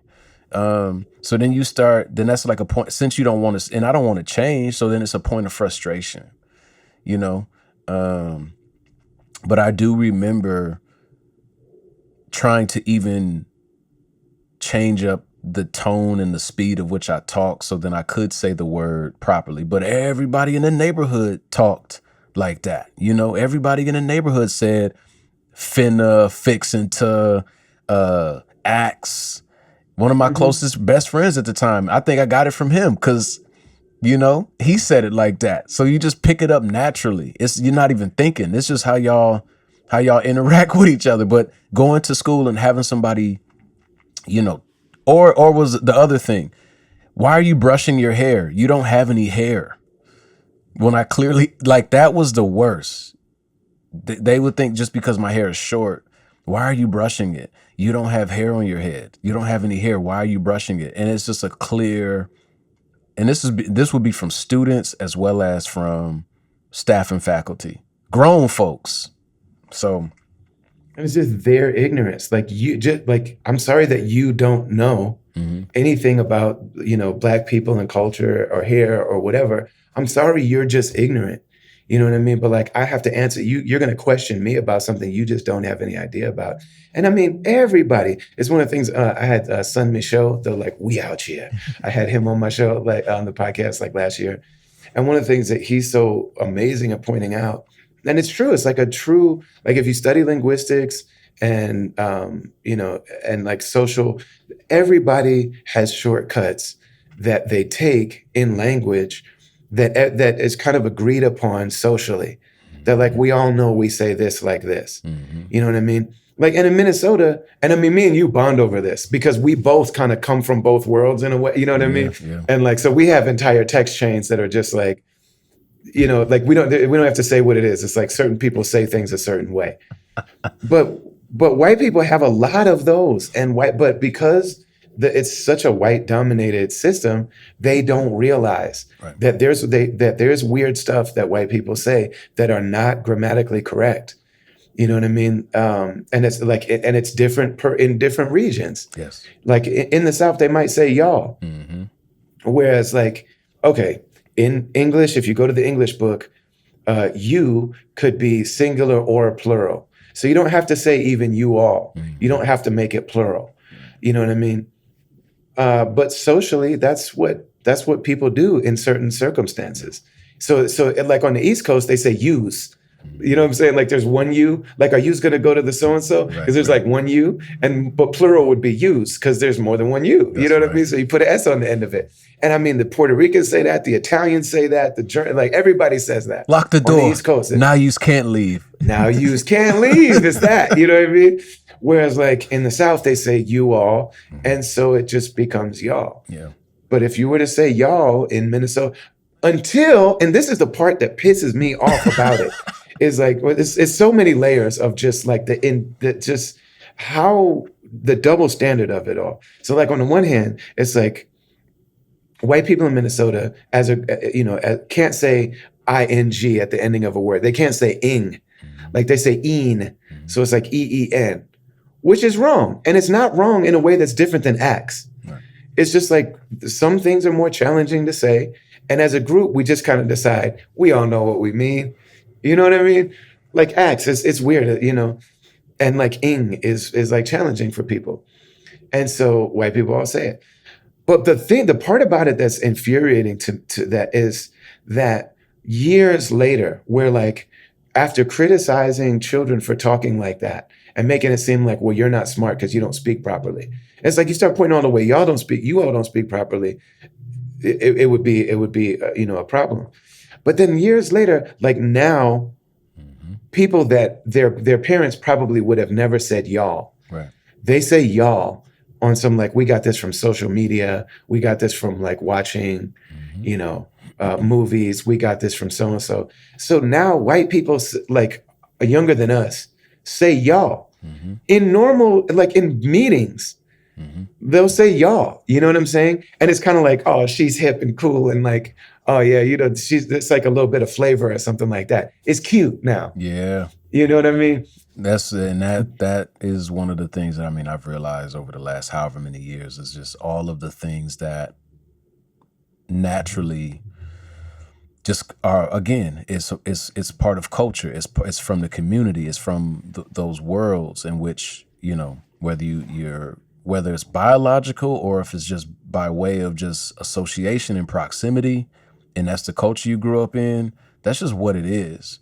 And Yeah. and that is like a thing of just understanding that, like, oh, so different. So basically at those times, it's just a reminder to let me know, again, you're just again, when I said earlier, is navigating whiteness, of that there in those environments, that there is no room or no space for other people, in other cultures. Essentially, it's like, well, if you can't, yeah, and then you try to justify it. You know, some people try to justify it in their mind or make it make sense. Like, oh, well, they're just trying to get you to, clean it up a little bit, because you get what I'm saying. But I didn't want to do that. I wasn't on that train of trying to justify and make it make sense. It was just like, and looking back at it, just seeing how foul it was, or just how, this is the proper way to speak.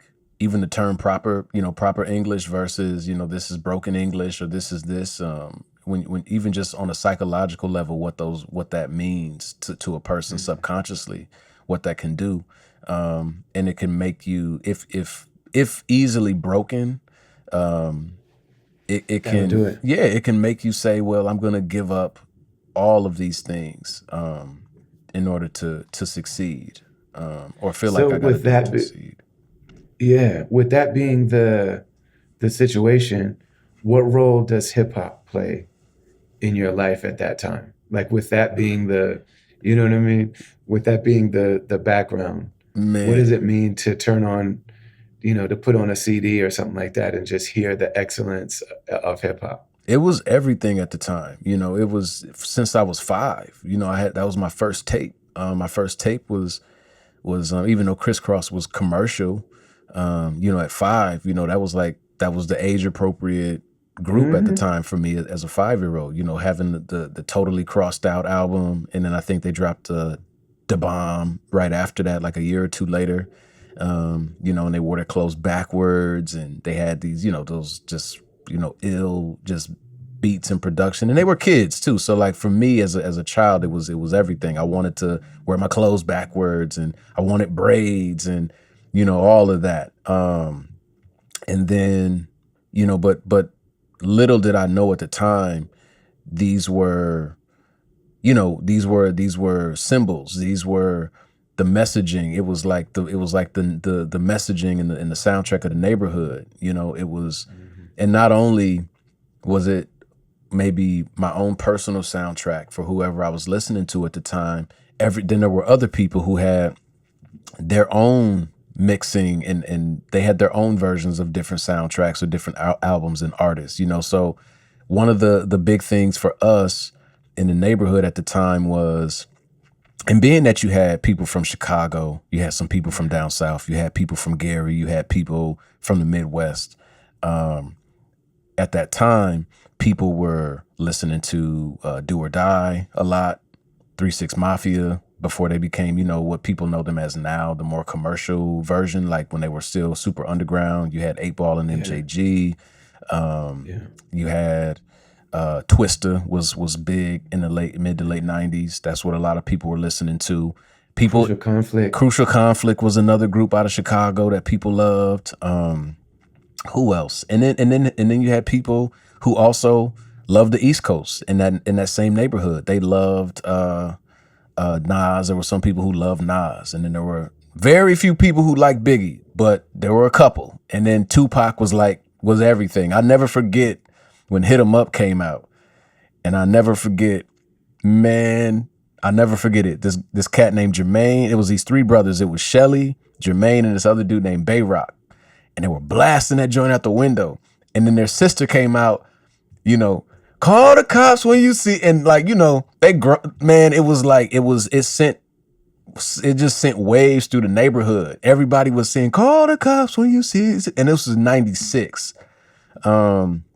So like all of this music, all of these experiences were symbols, and I think kind of an ingredient list, or how to survive or be a young man, or to what manhood looked like. At least for me, it was like a voice, a voice that it made you feel connected. There was a sense of connectedness.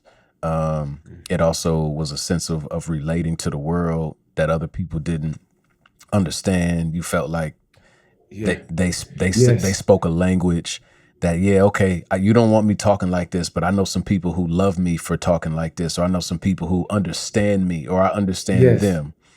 It was Yes. a world of where it felt like, no pun intended, where like the outcasts, went Hmm. to be heard and to be accepted and to be loved, and And to be great and to be yes, virtuosos and to be geniuses. yes, It's like there's a level of so like you're telling me that this language that I speak, that my grandmother speaks, and that the people who like physically built this country speak is like isn't valid. yes, But you're not even, but those people, like those teachers, aren't even aware of an entire linguistic universe yes, that they just don't know anything about, that is profoundly meaningful and flavorful and stylized and can really communicate um, really deep, like rich, hmm, poignant messages and truths yes, and realities in ways that their standard English is incapable of doing. that's right, You know what I mean? And it's like, and so I come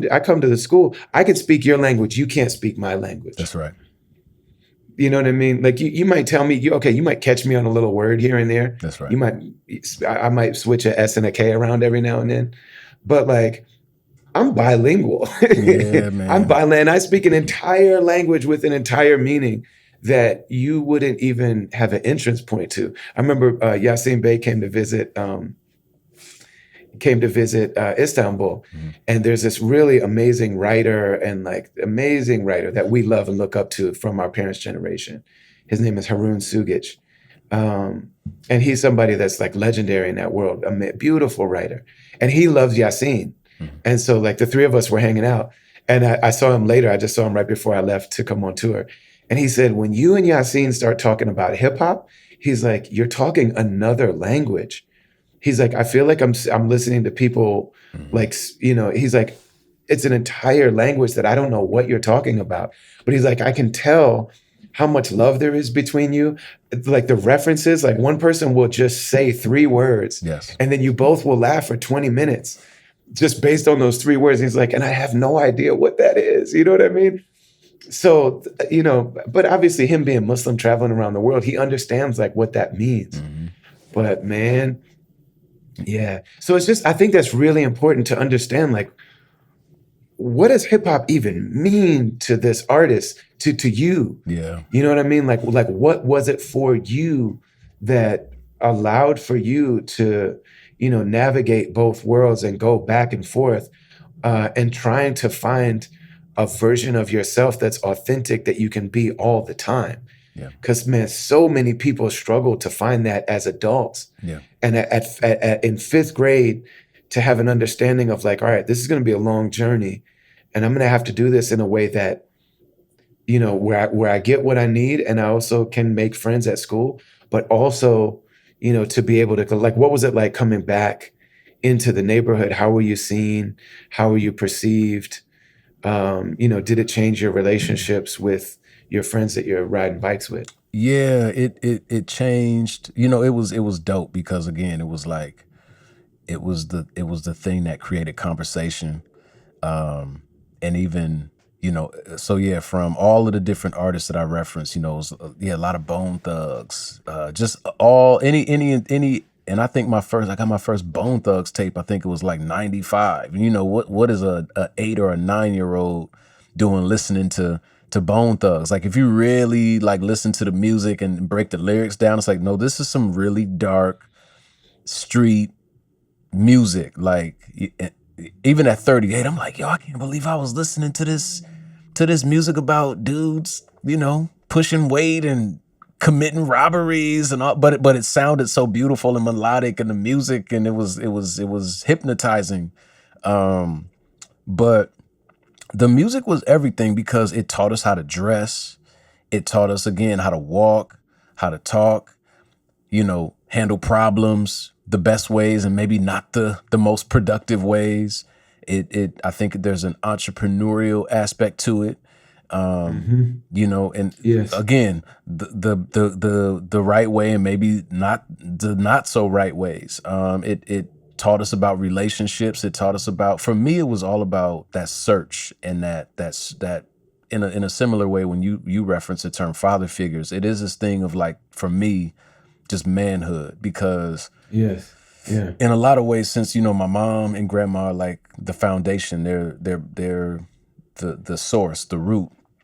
In a lot of ways, my grandfather wasn't really, you know, in the picture at this time, and my dad wasn't in the picture at this time. So, you know, you're kind of looking to who's the next person in line, who you take influence from. And, you know, both my uncles at the time, they both also were big, you know, hip hop and rap music fans. So whatever they were listening to, I was listening to it. And then whatever I didn't know about, they also put me on to it. So my youngest uncle was a big Outkast, Spice One, E40, you know what I mean? Like, that was kind of his lane as far as music is concerned. And then my oldest uncle, you know, being from Tennessee, he was into Southern rap. He was into the West Coast. He was into Drew Down, E40, 8 Ball and MJG, all of that stuff. So all of UGK, all of that was his bag. So it was like seeing them and seeing the artists. It was like just this influx, or this mass of, like, just blackness from a male perspective being poured into me, or I'm just kind of like taking bits and pieces of it, the way we talk, the way we walk, so on and so forth, and taking all of that into the school, and that being pushed up against, but then coming back to the neighborhood, and then also, this is a thing too that's kind of happening too, is there is a sense of community, a sense of togetherness, but then, as I referenced, sometimes you move from one place to another place. So those same close friends, you might not see them anymore because you move from one neighborhood to the next. And then when I moved to the Kingfield neighborhood, that was a different environment, where it was like more. It's different than Powderhorn. Yes. Like, that's not the same. It's different than Pillsbury and Blaisdell. It's different than so then you have different types. You're not right in the middle of Yes. this. You're not in the zone anymore. Exactly. Like, you're not in the midst of all the activity. So now it's a little bit more quiet, less traffic, and being further out of the 30s, because, you know, that's what we used to do too. We would refer to neighborhoods by the numbers in mass. So we say, oh, you live in the 40s. Oh, you live in the 30s, or you know, that's got to be from Chicago. Yeah. Because they'd be like, man, the Wild Hundreds. Like, man, if you were in the deep South Side in the Wild Hundreds, like, man, that's something. So we didn't, to this day. So since we didn't live in the 30s at that time, in the late 90s, that was, I guess, at one time, like, heavily blood population at the time.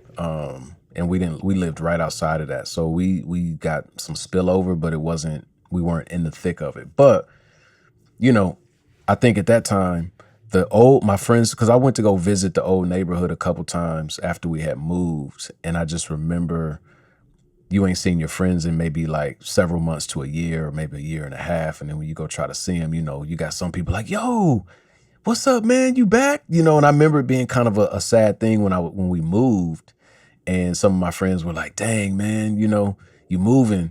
And I always thought, man, I'll be back, you know, and I never came back as consistently, because then you started to see. You just can't. You can't. Yeah. And then you start seeing, okay, now I'm 11 and 12.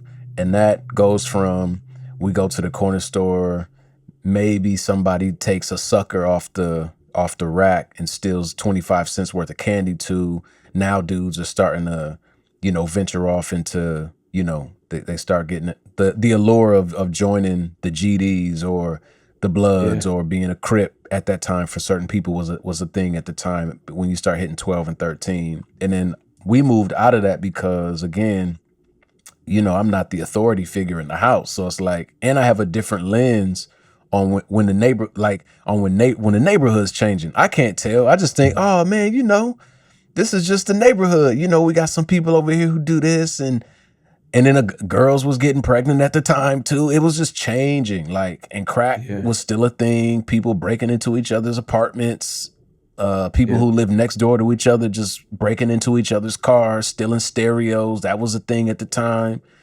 Hmm. And moving and then trying to come back and just see people and check in, I could tell, like, oh man, you're talking different now, or they knew it was me, but I just sound different because I wasn't in Yeah. that particular neighborhood anymore. And in the new neighborhood, it seemed as if there was more, it was quieter, but it was still aspects of the city. It was still the city. So it was like you had some friends who were like doing their damnedest to be in a gang. They just Right. they just wanted to be, Right. and it's like, man, Yeah, like a moth to a flame. yeah, Like, yeah, yeah, and they want the neighborhood to be worse than it is. yeah, you know what I'm saying? It's Yeah. like, and me being having the wherewithal or just like the foresight to be like, nah, this ain't that. This isn't that Hmm. space. What are you doing? You come from, Hmm. even though you live in a single parent home. That was also the myth that I wanted to personally dispel, was Please, just please, because you please. grow up in a single parent home doesn't automatically give you this, that life is, you're going to be this hardened criminal and thing, and I think people like would buy it, it was a thing that people kind of bought into. They probably felt, since my pops ain't around, I'm gonna just wild out and I'm gonna just act a fool. But it's like, but your Yeah. mom's is still going to work. She still put food on the table and still, doing what she need to do. Like, what is it? But I think it was, everyone is looking potentially for some sort of acceptance from somebody somewhere. Right. And for me, I never felt like I needed it from anybody else. And maybe it's because I Hmm. just was secure, and I'm growing up an only child. I was cool. Like, I don't know. I was just comfortable in my own skin. I never Hmm. really did the in crowd thing just because everybody else was like going to steal bikes at Kmart. I wouldn't go. I'm like, because I know what comes with that. Or just because everybody's running off to get high at 12 and 13, I'm not going to do that. You know what I mean? Hmm. Like, or, or if it goes from stealing bikes to stealing cars, like, it was just certain things where I just was like, nah, I'm good. You feel me? And I just started gravitating more towards the friends that also valued just being a kid still, that just valued, Hmm. oh, we're going to play basketball at the park today. Or we're going to just, you want to come over and just listen to this new album or these new CDs. So there was definitely fallout with some friends. And then there was some where, once that chapter closes, for me, you just start to figure out, okay, where's my next path, or where's my next lane, that I'm gonna like walk into. But hip hop was with me the whole time, all the time. The music was pivotal for friends. We'd play music out loud when we play ball. We would play video games and the music will be playing. And we'd be, breaking down the lyrics and talking about those. And I think for hip hop, like, and I'll end on this point, is that for me it was special because there were so many memories around it, in the sense of, I can still remember where I was when I bought certain albums or when I bought certain CDs, and how it Hmm. just changed my life. And Yeah. how many knowledge, how many nuggets of wisdom, and Yes. of like, I'll just use, I'll shamelessly use a Jay-Z line from Blueprint when he said, change is cool to cop, but more important is lawyer fees. I think I was at 2001. So I was like 15, 16 or whatever. Or yeah. And like, I'd never had, but it's just the knowledge of the like priorities. And I think that's why I've always gravitated towards certain artists. Was like, oh, this dude's talking about like some grown up stuff, or priorities, or for me, homework was more important than just going to the party every time, not procrastinating, being on your business, being on your A game. I feel like hip hop gave me that sense of confidence and a voice. Yeah, man. So, you've always gone to these elite schools. I want to get into the college kind of time. But then when did you start actually starting to see yourself as an artist, as a rapper, as an MC? Yeah. So yeah, I graduated from high school, MaLLy Academy in 2004, and then went to St. Thomas from 2004 to 2008. And I started really trying to rap but didn't publicly say it. I think I wrote like kind of like one of my first rhymes or like poems was probably in like 4th grade. But when I really, really, really considered my like trying to rhyme, like for real, I was 14. And I remember the catalyst or the thing that really set that off for me was watching, it was a few things. It was Jay-Z's Dynasty intro. Love that song to this day. And then Blaze Battle, seeing Idea battle on HBO.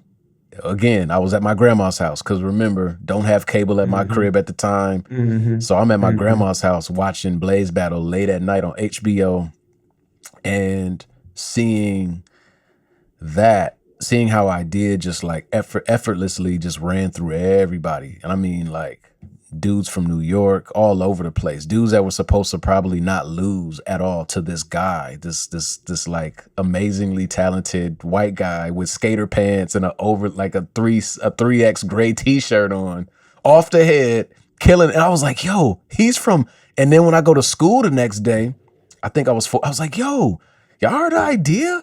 And they're like, yeah, like, you know, and I don't know if his first album with the E&A record had come out. I think Born First. I don't know if that had come out yet, but I think it did. And then that's when I found out all these kids at my school, Minnehaha Academy, listened to Atmosphere and Idea and Abilities, and then they were also listening to you at the time. And then that's when I got put on to your work. And then that's when I was like, oh man, these dudes are dope. So that was like the first. And then we went to this website called mcbattles.com.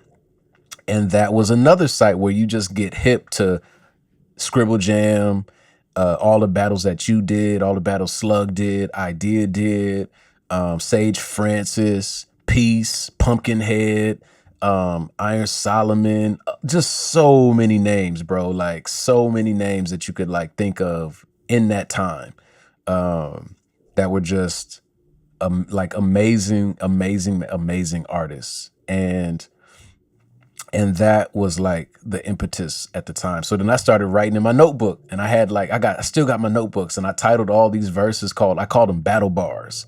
And they sucked. They weren't good.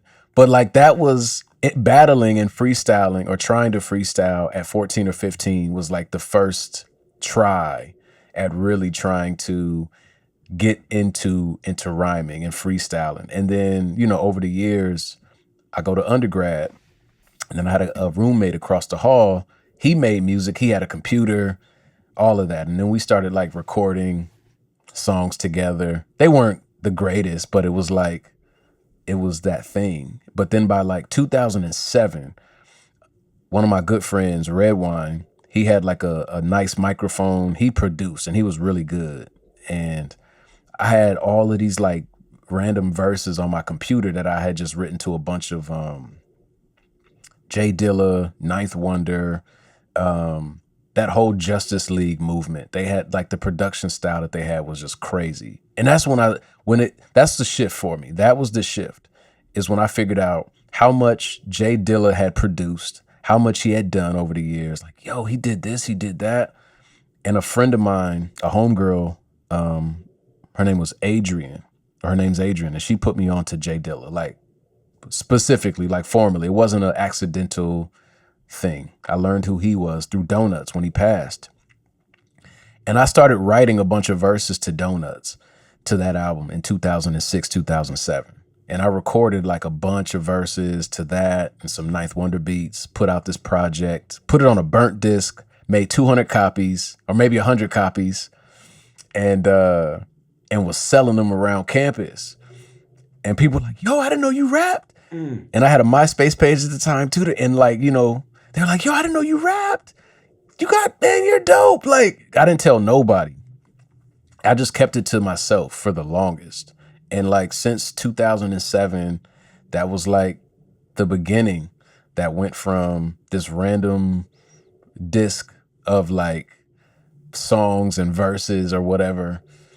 And it was like, and Joe Budden was a heavy influence for me too. So like a lot of the verses were just 2.5, 3 minutes at a time. There were no choruses, no hooks or anything like that. And that was the beginning. 2007 was like the official start of, me rhyming and trying to get people to hear whatever it was that I was doing. Man.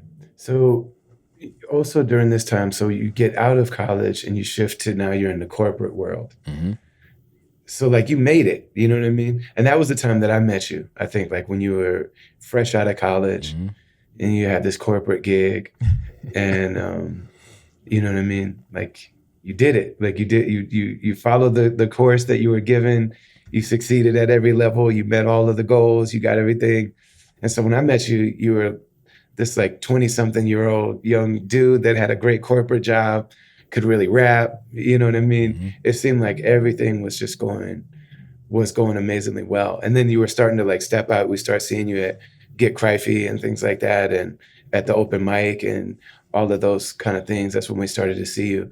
What was that? What was that period like for you? And how did that period inform? Because I mean, obviously, we're gonna get to the final chapter, the current chapter, which is like stepping away from all of that into entrepreneurship, music, and otherwise. Yeah. You know what I mean? And to ultimately just saying like, man, like you reached the top level of that game. I mean, you could have gone further and whatever, but you made it all the way to the end of the journey that that the elders might have had for you. You did what they asked of you. Yes. But what was it like actually just being, getting into that whole corporate life? Man, it was, it's layered. It's like there's a level of, there's a sense of accomplishment there because, you're 22 years old, you graduate from college and do it well too. Again, like I feel like everything that I put my mind to or that I really want to do or that I'm involved with, I try to make sure that it's done as best as it can be done. I don't Absolutely. want to take any shorts. I never really Right. believed in that. So, but when I got done with undergrad, I just remember looking around and thinking to myself like, oh, that was it. I was like, this was actually pretty. I'm like, oh, again, it's where it clicked. Like along the way, things are always clicking for me. And then once it like clicks into a thought or an idea or a concept or a theory, I'm like, oh, this is proof that when you show up consistently, do the work, you at least, this is what the outcome can be. So that was what undergrad was for me. It was like 4 years of showing up consistently. And once I graduated, went to corporate, and I was working, I was in this leadership development program at this insurance company, and it was I guess a 4-year program, and I was an operations management major from St. Thomas business. It was a business degree, and it was a sense of accomplishment going into corporate. The amount of money, for what they were paying me at 22 at that time in 2008, was probably, 10 or 15,000 more than maybe what they were paying the average graduate that may have been going to work at Target or Cargill or Ecolab, depending on your role that they were hiring you for. But again, it was a leadership development program. So what that means is you start in one unit, you move to another unit, you move to another unit, you move to another unit, and then with the hopes that you'll either be what they call an individual contributor or you'll manage a small team of underwriters or, folks who just manage insurance accounts. And your team could be anywhere from, let's say, 5 people all the way up to 30 people. So you pretty much are being like trained to run a division at some point, at some point making 6 figures down the line after you've been there. But I'll be honest, man, I remember when I first got into that world, it was very similar to the private school experience to a degree. You don't necessarily feel 100% comfortable in that environment because not only it's one thing when you're in an educational space like at a school and your grades depend on it, but when you're in a space and your finances and your livelihood is tied up in this place and space, you really got to navigate in a certain way where all eyes are on you at the time. It's a lot is being asked of you during the day for big projects, working in Microsoft Excel, big systems operation projects. just big, high profile projects in the company. Mm-hmm. And traveling a lot at that time too, back and forth from the Twin Cities, back, to Hartford, Connecticut, all the way back to the Twin Cities. And I just remember during that time, I had 2 weeks that I was in Hartford, Connecticut. And it was just like, we did intro to business. We did a bunch of training classes. But that same week I was coming back was my first ever live performance. Mm-hmm. December 12th, 2008 at Station 4. And I had never performed a full 25 minutes or 30 minutes ever in my life at all at this time. So this is 2008. And I just remember the stress of not feeling like I had enough time to rehearse. I'm in the hotel room, rapping to beats in my iPod at the time with the headphones in, trying to remember the words.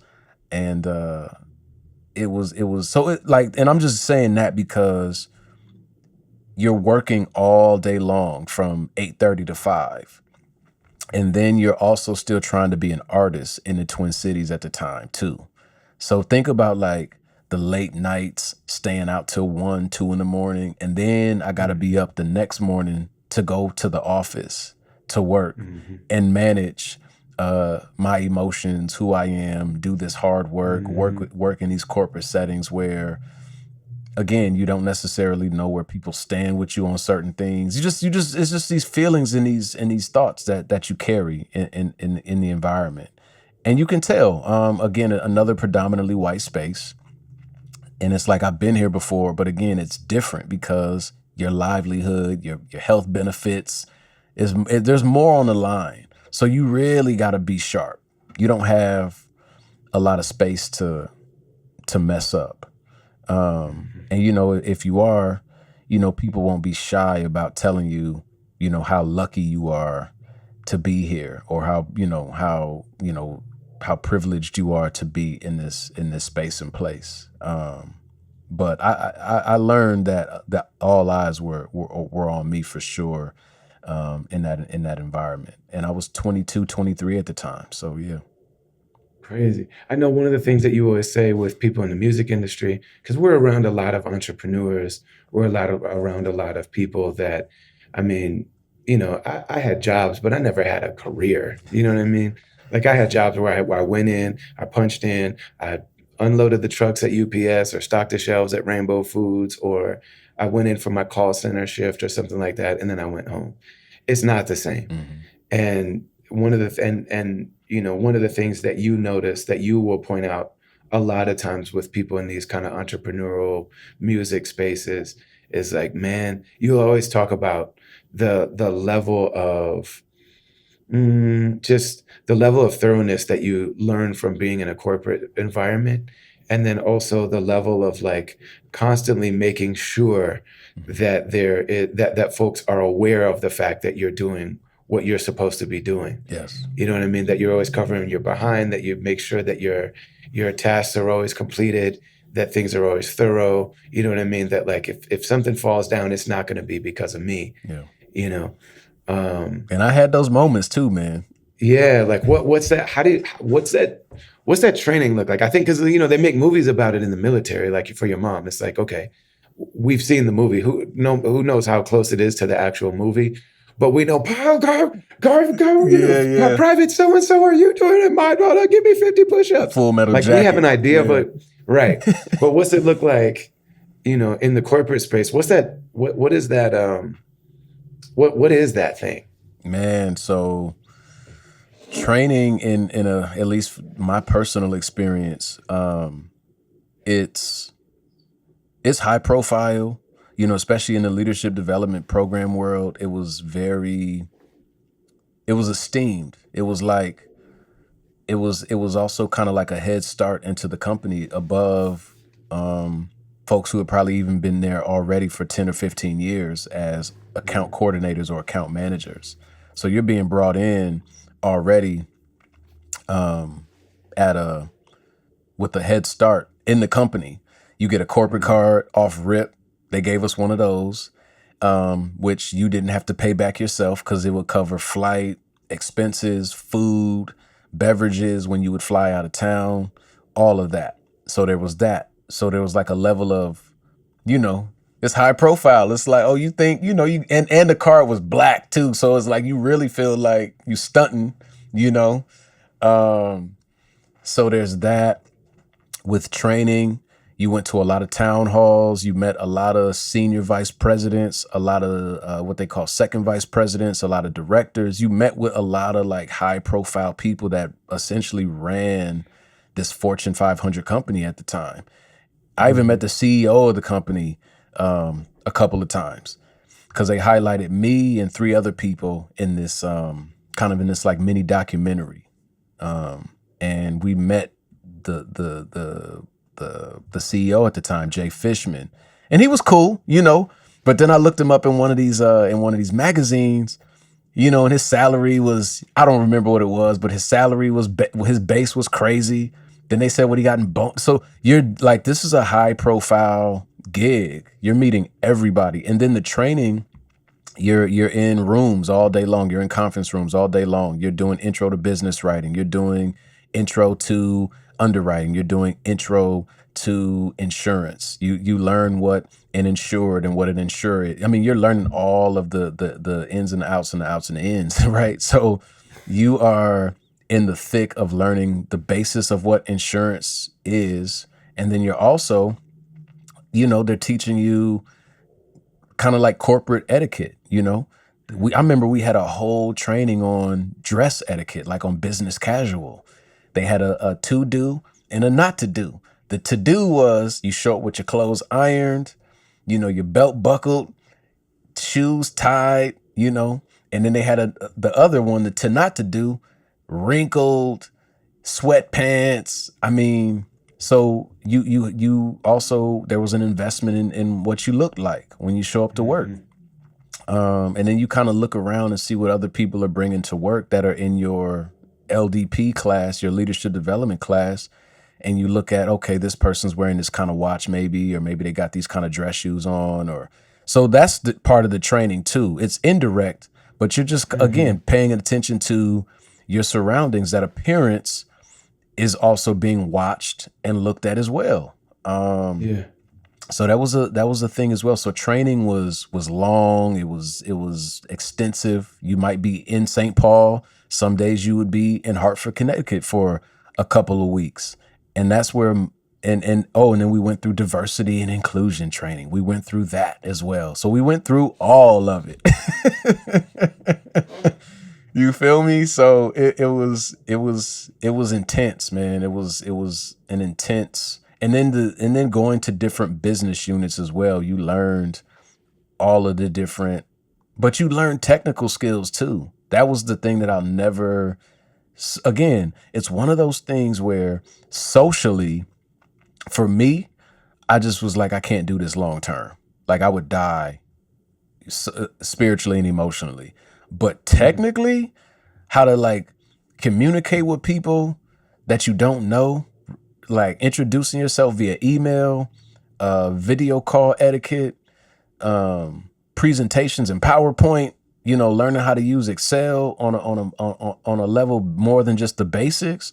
Like it gave me a lot of stuff that, like project management skills, career planning skills. Like I feel like I still use a lot of those things to this day because of that experience for that first, 5.5 years of my life out of school.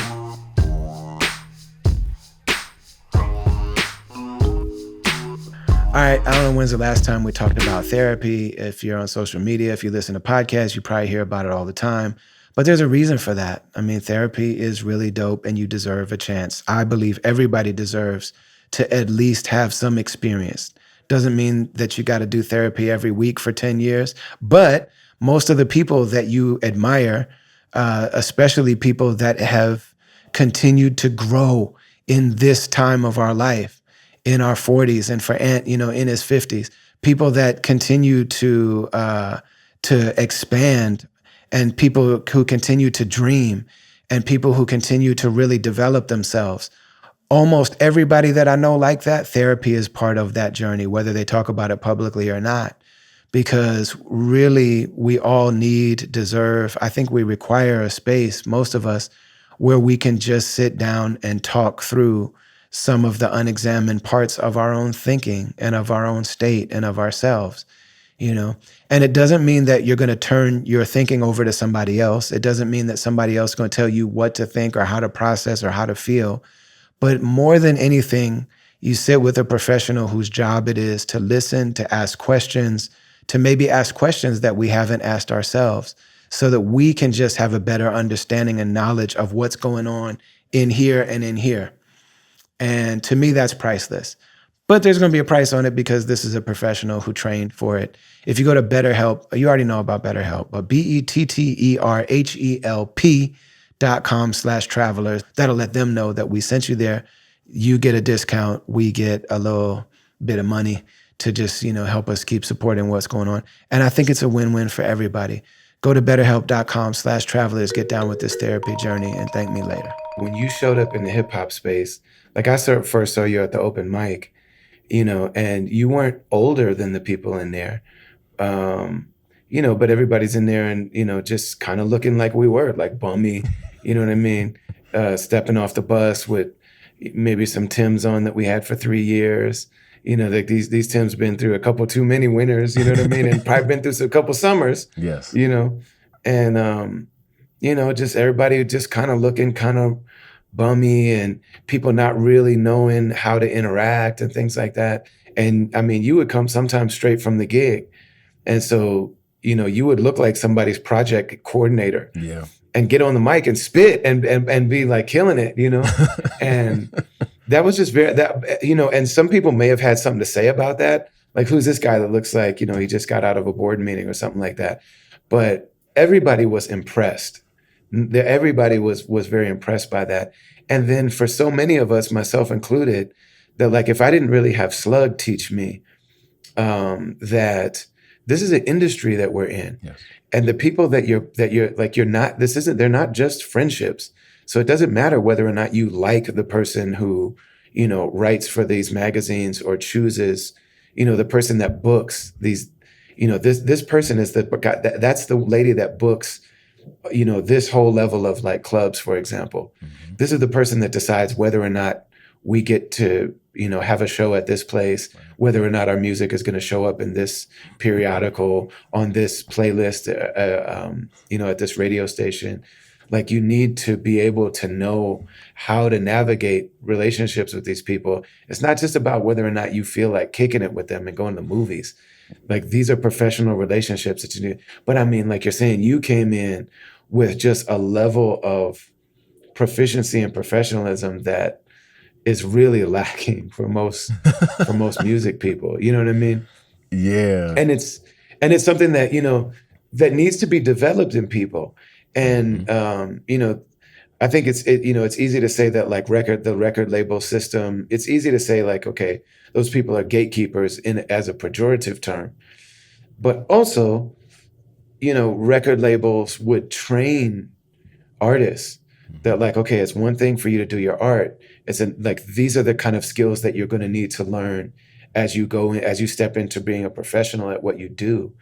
You know what I mean? To make sure that you're covering your bases, that anything that I can do to make sure that my music is accessible, and that not, in terms of like listening, but like if somebody says like, oh man, that you're dope. Where can I hear your music? Mm-hmm.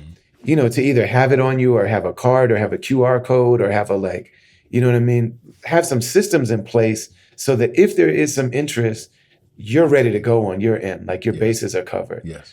Like, man, and I think that there has been a level of, especially early on, there's a level of jealousy that people have if they don't understand that. Yeah. Because it's like, well, I rap and they rap. How come they are getting things that I don't get? And unless you're around, someone were to come around and humble themselves or have learned it somewhere, that it's a very humbling experience to say like, what are the things that I can do that might open some of these doors for me too? Mm-hmm. Yeah. The fact that you came in with so much, I mean, just a lifetime of training. Yes. For how to navigate different social settings. It's one of the things that really set you ahead And also there's been some jealousy. Like I think that people have had some jealousy just because they don't necessarily always understand why some doors might have opened to you a little earlier than they did to other people. Right. Like, what was it like for you trying to come into the Twin Cities hip hop landscape? It's a mixture of things for me, like personality wise. I think I don't get too deep off into, like birth signs and when the moon was rising and when the sun was what's your moon rising in Taurus moon, like, but I've definitely like seen certain things within myself where I'm very like headstrong in certain ways, where like part of me can be a very like Taurus, and then there's parts that can be Sagittarius like, and then there is a very heavy Pisces nature, and then also just my circumstances, right? Like kind of always being a loner or a solo individual, not always by choice, but just kind of by circumstance. So I came into music as a solo artist and not having a crew or a clique or a group of people that I was around. So when I came in, I was solo. When I would show up to things, a lot of times I was solo, and when I met and connected with people, it's because I genuinely wanted to connect with those people or that person, or maybe they did something that I appreciated, or I was like, man, I really like, I'm always soaking up. I think I was always just watching and listening and seeing what people were doing. Whoever was doing it on the highest level, or who I felt like was doing something that made me say, damn, like if I'm gonna come out with something, I need it to be on a level that's up here or even, exceeds that, because I was big into, I looked at it as a performance review from corporate. It was like, you either, you're too new to rate, needs improvement, you meet needs, do you exceed needs, or are you outstanding? That was like the performance review scale that I'm taking you back to with corporate. Like that was the scale. So for me, it was all about meeting needs was like just enough. It's like you kind of do everything that your boss asks you to do. Cool. But then where do you stack up against everyone else? Then you get to the exceeds the needs, and then you're outstanding. And I always wanted to be someone who exceeded needs or did something that was just outstanding. So it was like, I didn't want to also, if I'm being I didn't just want to be around people who were just doing like mediocre ass work, like just to keep it 1,000, like, cause I don't dress like that. I don't move like that.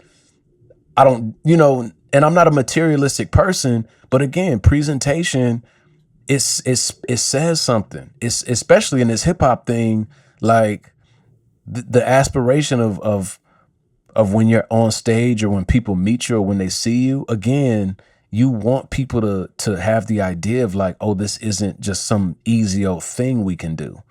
This isn't for the beginners. Like, and I think I was wise enough to not, let's say, drop a project when I wasn't really ready to be heard. Like I knew for myself when I was good enough to be heard. I just had the wherewithal to know like, no, I'm not good enough to put this out yet. I'm not good enough to tell people I rap yet. I'm not at a place where I feel like I want people to hear me yet. So I'm gonna wait for another year or two. And then once I've done the little 2 years of work before I officially put something out, like I put The Passion out in 2009. And that was a mixed, mastered album with artwork. I had a CD. It was available on iTunes. That was a really big thing at that time. If you're on iTunes, it was like, oh, so again, it was, what did I do this year and what can I do next year? What didn't I do? I'm always trying to add on something new to the offerings.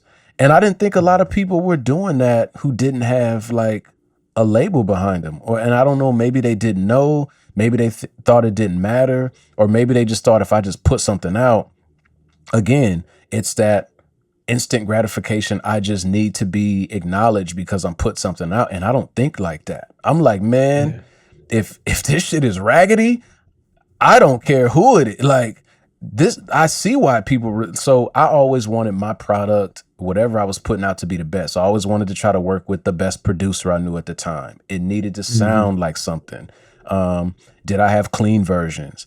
Did did I have a video or what was I doing at my level that other guys or people above my level, how could I in my own way meet that or match that or maybe exceed that so that even they can't not, pay attention or see what's going on over here. Like, yo, who is this dude? Like who, like you build curiosity that way versus, because a lot of times your first impressions, that's the last chance you get with a lot of people in some cases. And your first impression might be the only impression, and it definitely is the one that shapes all future impressions. facts. And so I came, and I think there was probably also a level like navigating resentment because I didn't have low standards, like, or you might get deemed, hard to work with. And it's like, yo, man,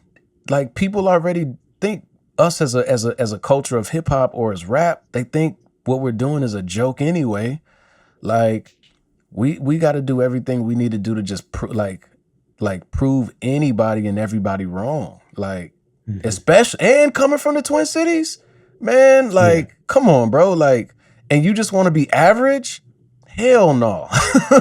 Like, I get passionate about this one because it's like, nah, man, like nobody's gonna, I was like, you're not gonna front on me. Like, it's one thing, you could be like, it didn't really connect with me, but you can't say like, I didn't put my foot in this thing. Like, everything got to look like it come from somewhere. Even at the time, I made sure my MySpace page was cracking. I went to this guy named Tommy Walker. He was a graphic designer. He was the one who started the Detroit versus everything movement. And he designed an album cover for Big Sean. I think it was Finally Famous Volume 3 or something like that. And I saw that cover. Again, seeing things and then saying, how can I work with this person? And he's an out-of-state guy. And I think a lot of the work that I did with people at one point, it wasn't with Twin Cities artists. So the graphic work that I did was initially with the Detroit artists. And then the producer I worked with on The Passion, he found me on a blog called 33jones.com that was based out of Jersey. And he was like, yo, you're dope, bro. Let's work. And Midas, he's a producer from Florida. So that's who I did my first official project with, was a producer from Miami. And he's still killing it. He's fire. So, and then after that, I started working with the Sundance Kid in 2010. And that's when everything really started shifting and taking all of that business knowledge, preparation around prepping emails a certain way, giving people songs, like just really, and again, taking all of that. And this is while I'm still in corporate. So I'm like in it, like in the thick of it, still taking all of that information and business knowledge, how to say greetings. You give them the body of the email, then you conclude it, make sure you got the artwork attached. Make sure you got the what do you call it? The high quality version attached. You know what I mean? And then all of it, bro. And then also the other thing that people still forget to do is blind carbon copy people. Like, I learned that was a form of email etiquette, was not revealing all the emails that you sending to people. So I was trying to do all of that and not to like pat myself, but it's like by myself, crafting the emails, sending them out one by one. And I'm doing this for blogs. I'm doing this to the homies. I'm doing this to radio, writers in town. And that's when we really had, like an infrastructure of media at the crib, when we had the magazines, the papers, all of that. And I think people were starting to see the response was different because it wasn't just like, what is he doing? And I think people knew like, oh, his business acumen is different than the next person's. He knows, quote unquote, knows how to reach out to us or introduce himself. It isn't just, hey, play my music. It's, hey, my name is MaLLy. I'm an artist. Like, you're giving them all the information before they even have to ask any questions. It's like, I'm from South Minneapolis. Here's a song, name of the album, got clean versions, boom. And then when you meet people, it's a similar thing. You approach people confidently, but you do it on the humble at the same time.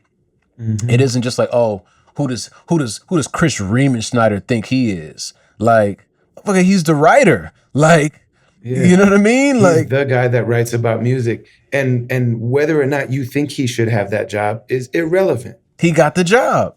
So it's Yeah. like, again, it's that it is a level, I guess you could say, gatekeeping, in the sense where, like, yeah, somebody can make the decision to write about you or not, but it's also like, how did you show up in that exchange? You feel me? Yeah. Like, and I look at it, it's a two-way street all the time. It's still a conversation, it's still an interaction. And I think people, that part is missed. They just think, oh, if they don't write up. And man, you know how many times I done sent music to people and they didn't write about it? They didn't post it. The times that you actually get a positive response for the thing that you do is actually really small. You know what I mean? Like if we think about like, okay, we did this many shows and tours and we got these many fans and you got this many whatever. Those are just the ones that said yes. Mm-hmm. Like the amount of times that, and for the like years and like decades of work that we poured into all of this stuff. You know what I mean? The successes that people are seeing, Mm-hmm. it's like, man, that's the minority of my day. You know what I mean? I do this 365 days out of the year. You know what I mean? And Mm-hmm. maybe, I mean, even if I go on a tour and I have 30 great shows, Yep. like that, those are 30 times that I got to celebrate the other 300, you know what I mean? And 25 days, whatever. Right. I ain't go to school you went to, MaLLy. But like, I'm saying like 300 days out of the year, even if it said, 300 days out of the year, I worked at this every single day. Mm-hmm. And for those 30 days, I got to actually stand on stage and people clapped for me and someone handed me money and I got to do so-and-so. You know what I mean? Yeah, man. It's a trip. And always when I see people that are talented, there are people that will have a grudge and they're like, I'm more talented than so-and-so. Mm-hmm. And they might be. Yeah. Like in terms of like rapping into the microphone, okay, maybe you are. Mm-hmm. But there are all these other elements that go along with it.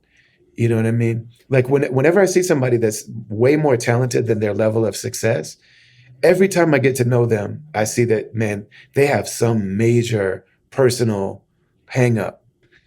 You know what I mean? And it might be that they're addicted to drugs. It might just be that they don't answer their emails. Right. It might just be that they're like, they're kind of lazy. They're never on time. Right. They don't communicate well. They don't take criticism. You know what I mean? Like if you really like something that somebody's doing and you want to work with them, but there's some element of it that you feel like, okay, but this element doesn't work for me, or I'm not impressed with this part. Can we improve this? Then, oh man, suddenly they spin out and it's like always when somebody is more talented than their level of success, there's one of those kind of soft skills Mm-hmm. that is holding them back. Yes. You know what I mean? Yes. And what's difficult is a lot of times the fact that they don't do that means that it's probably not even in their spectrum of awareness. Right. Like it's not even in they don't even understand how important that thing is. And so they're just not paying attention to it and not doing it. That's right. And I think this particular part of the game where all of us sit, because now you got the inundation with social media and just the floodgates are just wide open. Mm-hmm. It's not as concentrated. It's not concentrated at all. Because at least from, I would say, and so during this time as well, right? Like it was like from 2007 all the way up until, let's just say, I'll say the height for me as far as blog coverage. It was like 07 to 2015. That was when it was like cracking. So I was always geared to get posted on the smoking section when they were a thing. OK Player posted me several times. 33 Jones, Complex once, which was fire. And there were a bunch of Midwest joints too that were super crazy. There was a bunch of Canadian joints like Two Dope Boys. Just all of those places that you can think of, I probably got posted on them at least once. And then there were some that was just like staples for me.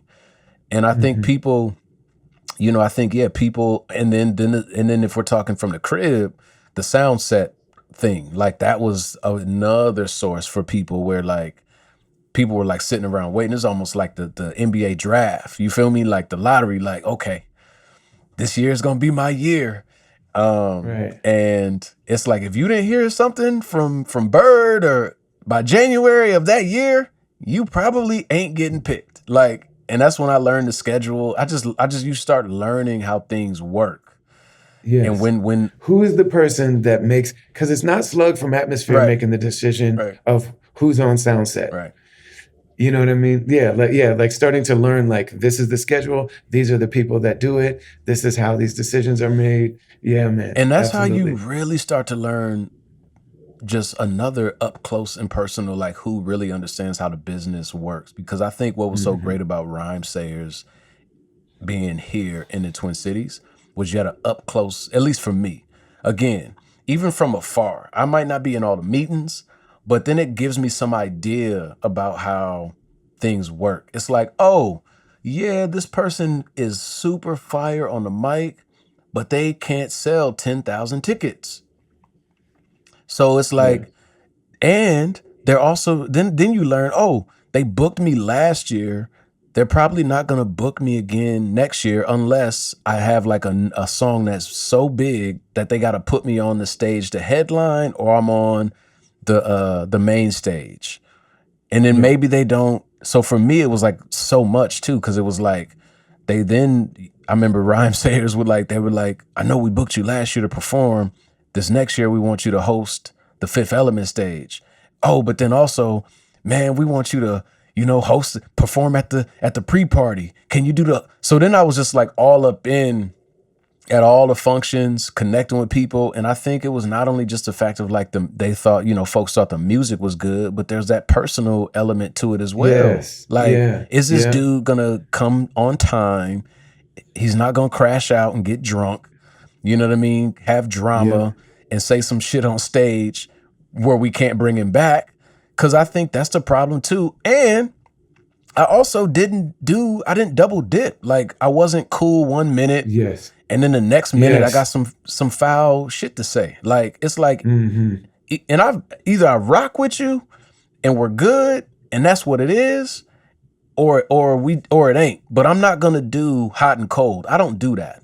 You feel me? Yeah. Like, I just don't do that. And I think a lot of people would 1 minute go to Fifth Element, patronize the space, go to the open mics, network and parlay with Kevin Beecham when he had his function, which was really dope.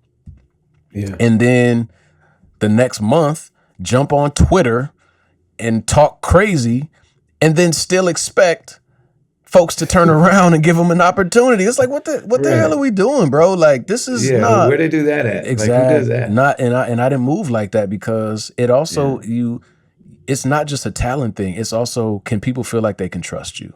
Do they want to be around you? Who else is in your crew and clique and camp that we can connect with and vibe with and so on and so forth? And a lot of people may have burned that bridge several times or once, and that was it.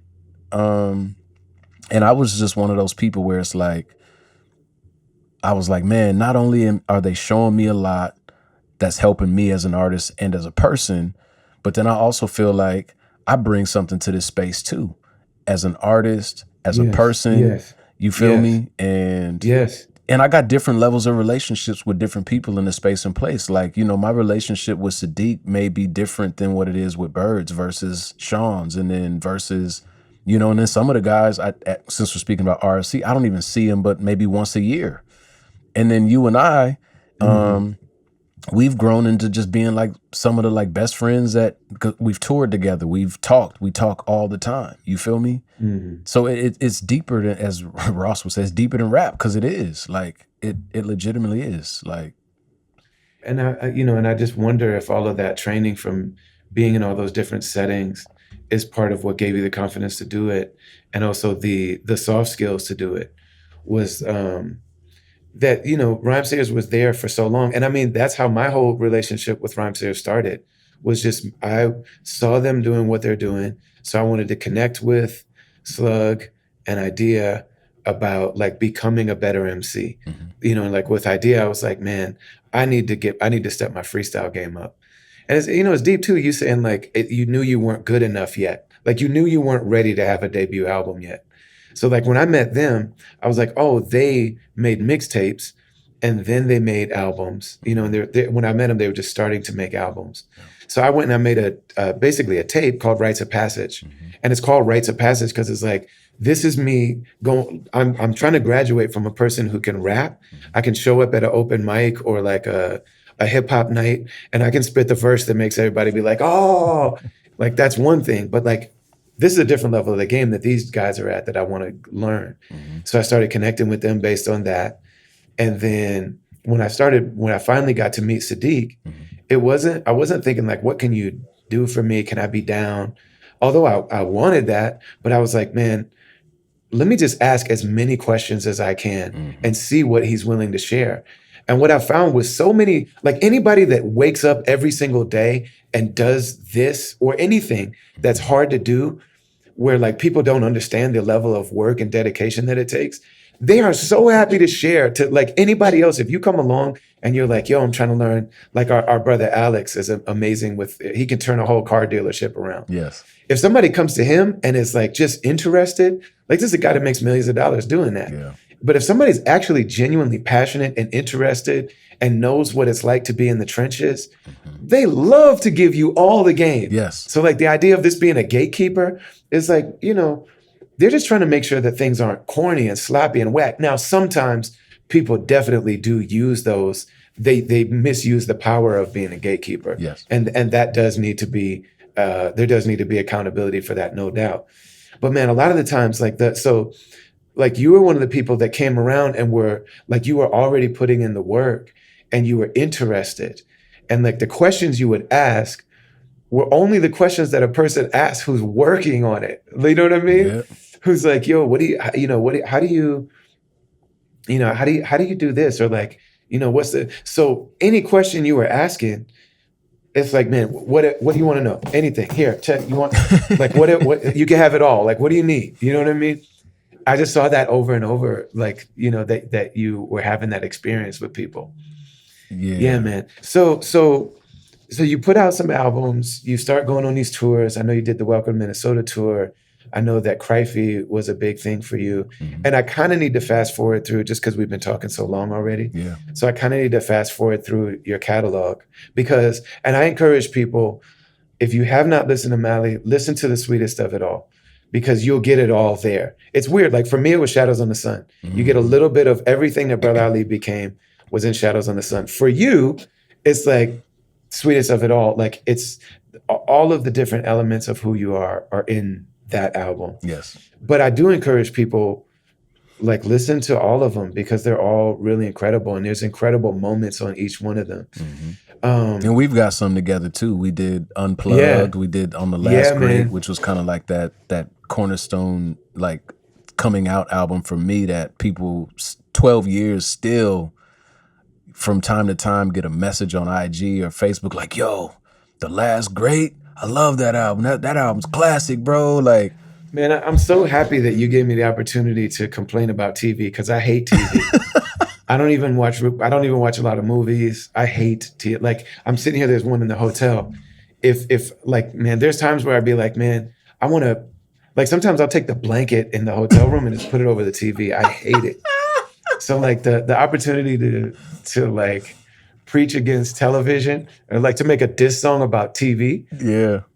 That was special. Yeah, man. So like, but yeah, I mean, yeah. Oh no, but I just feel like, yeah, that record, we had some moments, and Slug joined me on The Colors of Black for one of the joints. And again, that is another thing for me is like intentional. The intentionality around all the albums and music that I've made just to tell people is like, I just wasn't like, I'm going to collaborate with this one artist because they're the hottest thing at the time. There has to be some level of affinity or care or like for what they do as an artist, or I have to know them personally and like them as a person and believe in their skill set too. Yes. And picking people for the right moments and the right times. Because if you listen to my work, there's little to no features on a lot of my records, for one. And I don't collab with a ton of people because just for the sake of collaborating. I feel to me, that's like, spreading yourself too thin and it just takes away from the, I don't know, man, I guess like the authenticity or the integrity of the work. So I'm like, if I ask somebody to be on a song, like if I've asked you or Slug or K Radio, My guy Rapper Hooks has been on a couple of joints. Abby Wolf's been on something. Like, these are people who I genuinely care about, love, and they enhance the song. They're not just there as a lyrical or an audio placeholder. I don't believe in that at all. Yeah. And they're not just there because they might be hot and like this person might get me this. Yeah, your relationships are genuine. Mm-hmm. You know what I mean? Like they're not some of them, if they're transactional, it's understood Mm-hmm. that like this person is in a certain role, I'm in a certain role. You know what I mean? But also your relationships are very genuine. Yeah. Like you know. And I think that that's an extremely important part of it, that when you came around also you genuinely valued what was going on. Mm-hmm. You know what I mean? And you weren't necessarily interested in whatever parts didn't align with what you were doing. But you know, when you did come around, it's like, this is a person who actually values us and what we're trying to do. Mm-hmm. You know, so that really meant a lot. And I think that really spoke a lot too. So at some point during this process, you made the decision after reaching, you know, completing the whole journey in school into college and then into the corporate world. You stepped away from the corporate world to be an entrepreneur with music and also with the other like things that you've done. Um, what was that? What was that decision for you? Yeah, it was quite honestly, I think the first company that I had worked at out of school, I had left that company, and I had reached a point where, I think that's when I realized my full self isn't accepted. And I had a couple of moments that were on me for sure, where I was like, ooh, like one time I fell asleep in a town hall. It's like hundreds of people, and I was like, and it was right after lunch. So after you eat, sometimes you be tired.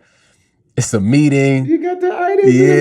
Yeah. And I'll never forget this Yeah. regional president saw me from the crowd, and he pulled me aside, and that was a whole conversation. And so that was on me. Whatever. I Yeah, take that one on yeah. the chin. But then I applied for this job. The manager at the time loved me. He said I interviewed well, whatever. I met with all his direct reports. And then he at some point basically said he didn't know if he wanted to hire me because, and this was after The Last Great had come out, or it was getting ready to. And the Star Tribune's Chris Riemenschneider, shout out to you, wrote this big feature in the Variety, and the title is called Rallying Around MaLLy. And it was a whole story about my upbringing, my life, working corporate, getting ready to put out this great album with all of it. Like, it was that look for me at the time. And this manager happened to read this article, and he basically snubbed me on the job and said, oh, well, I don't know if I can, hire you, because I feel like if you basically make it big, then I got to hire some. So in that moment, I just decided I need to leave this particular place. It just confirmed, what I don't even think I ever knew that. Yeah. So it was a terrible moment, because like, how is it that you allegedly say that you love me for meeting, you value me, you sought me out for the position because you heard great things and you saw me give a presentation, and then the next month have me go through this whole interview process and then basically tell me I basically don't get the job because I do music outside of work that's not even impacting my performance at all. So that's when I knew in that moment, I was like, I need to leave. So for the next 6 months, I was looking for a new job, left that company, and then went to another company. That second company I went to was a smaller imprint. It was an insurance company. But I got laid off. So it wasn't even by choice to leave that world, really. It was like, a layoff happened. And I was like, something in me just said, I think this is like time for me if I'm going to make a like shift or transition into, really jumping into my artistry and just making it work in whatever lane I make it work, this is the time. And sometimes we make the decisions, and then they say like sometimes God like puts us in situations. And I think that was, for me, it was one of those moments where I was like, yeah, this is the time for me to to make this move or make this transition, because I really do think, man, if I would have stayed in corporate America, to be honest with you, this is 10 years ago, the last time I worked in a traditional work setting, I probably would have been an alcoholic, severely just maybe not severely overweight, but just bad. Cause I think back to that time when I was like at the height of like going out and partying and kicking it. Cause again, working full time and trying to do music at a high level and performing and staying out late and running the streets and dating and all of that. Like I'm doing all of these things at 100%, all of them. So, Yes, you were. so I'm like, Yes, you were. cause I like nobody knows this. Like, yeah, that math doesn't Yeah.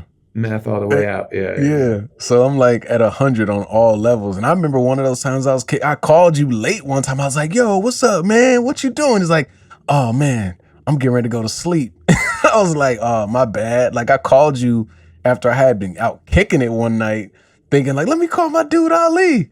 You were asleep and I'm out late partying or kicking it or something like that. But I just remember the thing that when I left, I think I'm so grateful that because I'm like, man, the way I was moving, it was just too much. And so that was 2014. And since then, it was just the decision to really jump into the artistry. Because I really just got sick of being, like Frantz Fanon, the whole black skin, white mask concept. Yeah. Like I got sick of showing up to a place not feeling like I was really showing up. I was just kind of, I was just existing. I was bringing a small percentage of myself, but I felt like in this space and place, I've had the space in the room to really navigate, make mistakes, grow, learn, laugh, cry, and just really grow into, who I am now. And I think that year, 24, like that year was a pivotal year. And I think in that, I also, making that album at the time, the Colors of Black, was also just another navigation of navigating my feelings as an artist in the Twin Cities towards, some of the resentment and towards some of the darker moments with, falling out with certain people who violated me racially or whatever. So I went through a lot during that time. Yeah, man. Are you cool sharing that story? Yeah, so, before I dropped The Colors of Black in 2014, I had so along this time, pretty much from 2011 all the way up until even present day, I had been working with Last Word, and he was a part of the Get Crifey crew. So Last Word had been DJing for me from 2011 for many years. And for people who don't know, Get Crifey was like the Kraken DJ. So it was basically 4 DJs that they played current club music. So they were playing ASAP Rocky and Future and 2 Chainz and all that. But they came from, especially, Plain Old Bill, really like trained in a traditional old school, like DJ and turntablist aesthetic. And to a certain degree, the rest of those guys did as well.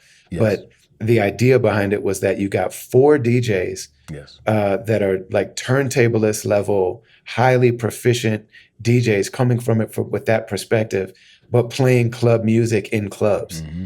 And it was extremely rare and very special. And I mean, as a DJ collective, they sold out First Avenue multiple times, which at the time was the biggest thing a music act could do. Yep. Like, everybody, that was the when you made it in the Twin Cities, everybody from Prince to Mint Condition to whoever, when you sell out First Avenue, that's when you have officially done, you've officially been successful in the music industry. So just to give a kind of, so that also is a part of our connection and a part of your, and then obviously Last Word being the one that so beautifully produced this album, The Sweetest of It All. Just wanted to give people a little bit of that context that didn't know. Yeah, so upon working with him and just continuing on through the world and the scene of the Twin Cities, so the manager that I had at the time for, I think it was basically 2 years, he had managed me. And during that time, again, going out, partying, kicking it, navigating the scene, working, yada, yada, yada. And we had come from a meeting. We had both been like drinking and partying and kicking it. And then we went to a friend's place. Long story short, he flies off. Basically, I don't know if he got blackout drunk, but he flies off the handle, and he's a white dude, and he's argumentative with me, and I'm trying to leave because I got another function to go to, and then off the handle, he just, I'm gonna say it, but trigger warning for those that are listening. He basically says, "I'm tired of your nigger shit," and it shocked me because I'm like, this is supposed to be my friend. He's met my family. He's met other friends. He's been to the house.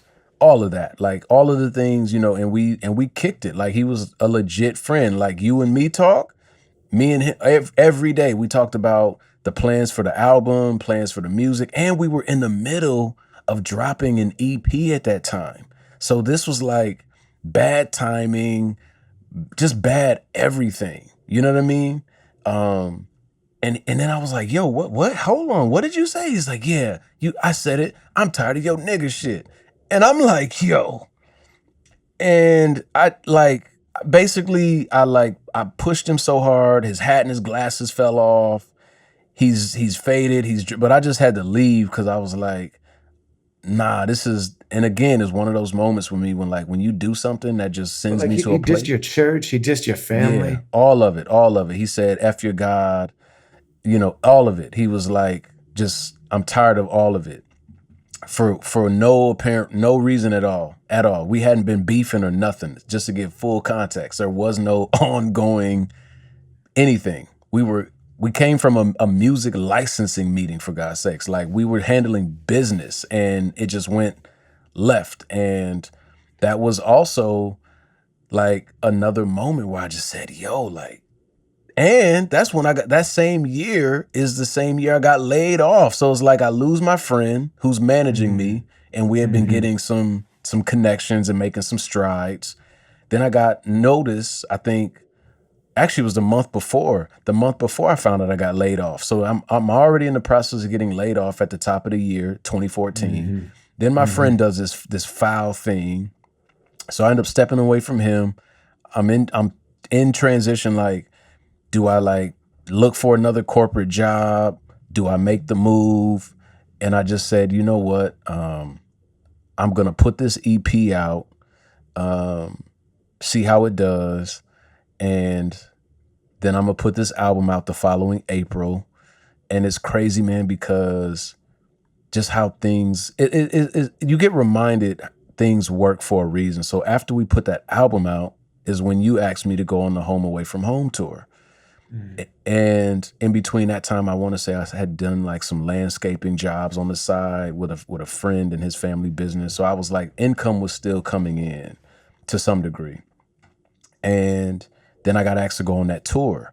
And then during that time of the Home Away from Home tour, that's when I started just trying to figure out, okay, what else? Like, I'm always asking myself questions like, what else can I be doing to sustain myself when I get back? Because I'm not big enough to leave the state and tour on my own. So I know touring isn't going to be a consistent thing.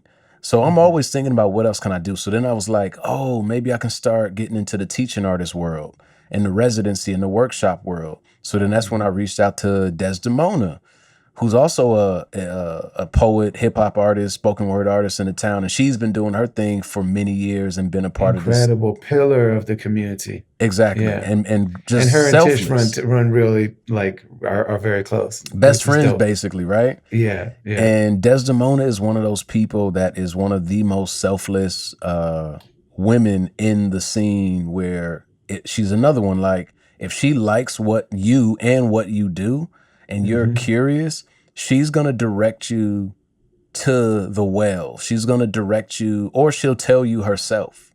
And me and her had gone back several years, so she wasn't tripping. So it was just like things just slowly but surely just started falling into place. It was like, oh, snaps. I don't have this corporate gig making all this money, but I realized I can find all of these different lanes that still feed me, but feed the artistry. And at the same time, I'm giving back within all of it. Yeah. And I'm still writing and planning to put out music.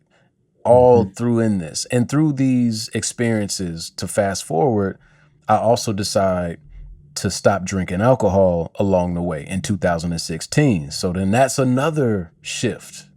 Yeah. Yeah. And I was 30 at that time. So yeah. You know, it's one of the things that I notice. There's something about, you know, as we age, and I'm, you know, so Ant and Slug and all those guys are like 5 to 7 years older than me. Mhm. And then I'm a few years older than you. And it's dope when you have like people that you're friends with, you're generally friends with, and then can like look at that stage of life and look a few years into the future, like via your homie. You know what I mean? And one of the things that I just started really noticing, like last year, I would say, is like, man, once we get into this the season in life that I'm in, you start to really, really, really see the difference between who is working on these various elements of our lives and who's not. Whether and health is a major one. You know what I mean? Like for people who are getting up and like, you know, saying like, okay, I'm going to change the way I eat. I'm going to, you know, like you stop drinking. People saying like, all right, I'm going to stop smoking weed. You know what I mean? A dear friend of mine just recently stopped smoking weed. I think it's been maybe a year. And it's like, nobody ever said that he had a problem. He was still a great dad and father and business person and everything. But he just was like, man, there's something about this that's stopping me from really being present in what I'm doing, you know, or, you know, these different areas in life where people start going to therapy. The difference between like the people, once we get to this part of life, the difference between the people who go to therapy and the people who refuse is so astronomical.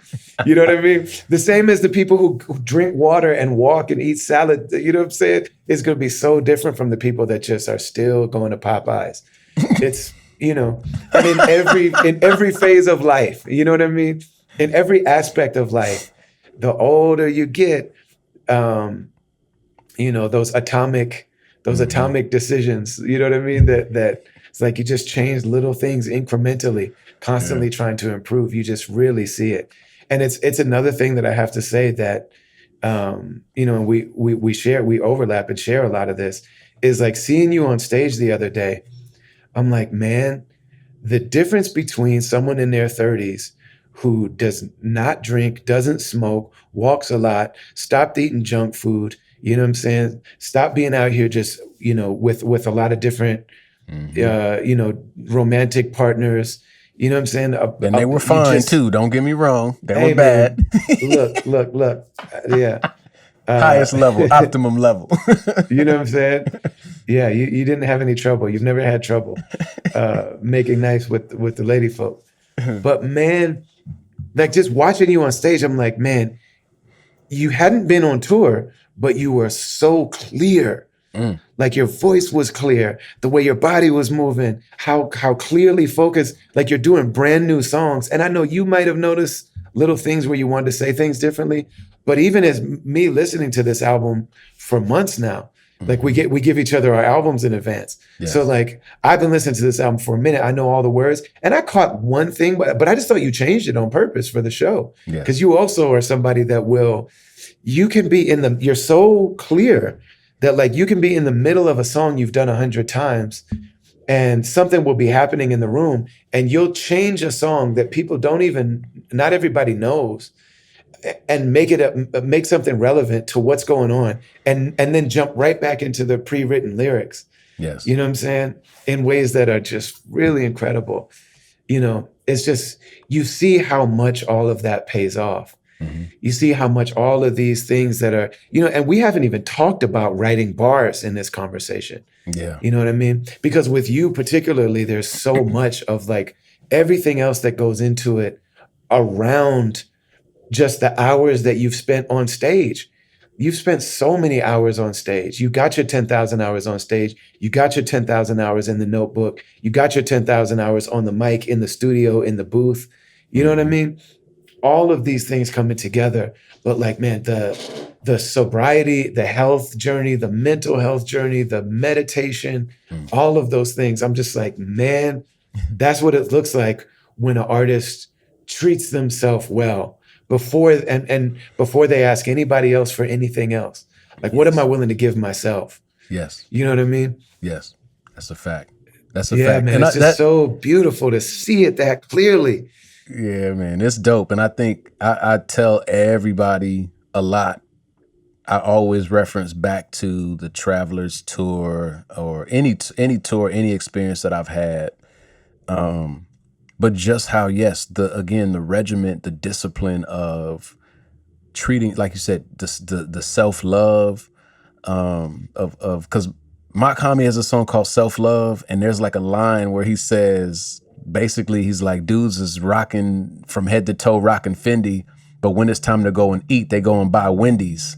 Putting trash in your body, that's not friendly. Dudes eat gas station hot dogs and back of Bentleys. And I'm like, yo, that's such a nasty line. I'm like what? But I love that song because he even says going for a walk in the sun is momentous. Like, there's just joints, bro. Like, I'm like, I can relate to that. I do that. And I'm always encouraging friends. I mean, me and you talk about it all the time, how you go for walks on a daily basis with another group of people and how much it has groomed or at least prepared you for being on stage for 60 to 90 minutes at a time, to have fresh ideas, to not feel afraid to improvise on the spot. And if you jam up a little bit, you do it in a way that nobody notices. And you look different, you feel different, you move different. Because people told me that, have been telling me that so much since the show's been done for the last couple of weeks. They're like, yo, the energy was the same the whole set. You didn't like wane at all. You just kept going. And then the way you called out dude in the front who was rocking with you the whole time, the way you incorporated your grandma into the situation, you shouted people out, the short talking pieces in between, like that. Again, it's all about what is the standard, man. And like, to me, the standard is high. What standard do we hold ourselves to? Facts. Before we ask anybody, including a fan or any industry person or any whatever, it's like, man, I don't control all that. Mm-hmm. You know what I mean? None of us really control that. Like, really, all we control is, what do I give myself? And not in terms of like what I buy myself or like smashing ice cream and calling it self-care. You know what I mean? It's like, man, yeah, self-care, like you said, is pouring into self. You know what I'm saying? Like sometimes it is going to be, a treat, but man, like just giving ourselves that level of investment is so priceless. Yeah, man, it's everything. And I think coming to every album with the same thing, and as we said earlier, the blood, the sweat, the tears, the time, and the financial investment, man, look, because the fact that, like, if we're talking about this most recent album, I'm like, because to me, the things that are most important is like trying my best to get sleep, hygiene, how I present myself when I step out the house. Even if I'm going to the grocery store with like casual clothes on, I still even think about, do my sweatpants look decent with my sweatshirt? And are my shoes, are they decent? So at least if I happen to just run into somebody, I'm not out here looking crazy. Or when I go to the bank, or when I go to the record store, wherever I go. And I look at putting out music the same way, because again, I want to make sure that this thing is an experience that people have, so that, like, for this particular album, this was putting this album, The Sweetest of It All, on vinyl was a totally new thing for me. Like a totally new thing for me. And I learned, and not only is it something that I wanted to do that was cool, but it's a learning process. It was an undertaking. You learn how long it takes to get vinyl pressed up. Then you also learn, you can only have but so many songs on each side. And if you go over the limit, oh man, without losing sound quality. And if you go over, then it's like, hey man, sorry to break it to you, but we got to put this album on 2 LPs. Oh, did we also tell you that doubles the price? Your price just went up 40%. You know what I mean? 40 to 90%. You know what I mean? Just, because now you're dealing with a gatefold. Yes. You can't just have one thing. A gatefold, that's twice as many elements that they have to do the layout for it. They have to use materials. They got a so and so, and then a whole second disc. When something is a double vinyl on a gatefold, man, we just announced this thing, the our new album, Man Ant Satisfied Soul on Yeah. MaLLy Music, Yes. and they're charging $50, and it's like, and somebody jumped into comments and was like, "That's price gouging." You know what I mean? Ice Cube didn't charge that much for his new album, and it's like, man, I'm not going to explain business to you. You know what I'm saying? But like, man, trust me, it is very not price gouging. It's Like not. by the time we get we set our prices based on how many do I think I like. The first run of this just needs to get me to break even for what I put into this thing. Mm-hmm. And a lot of these projects don't. Most music doesn't break even. That's right. Like, you know what I'm saying? Ain't no price gouge. What are you talking about? Yeah. You know what I mean?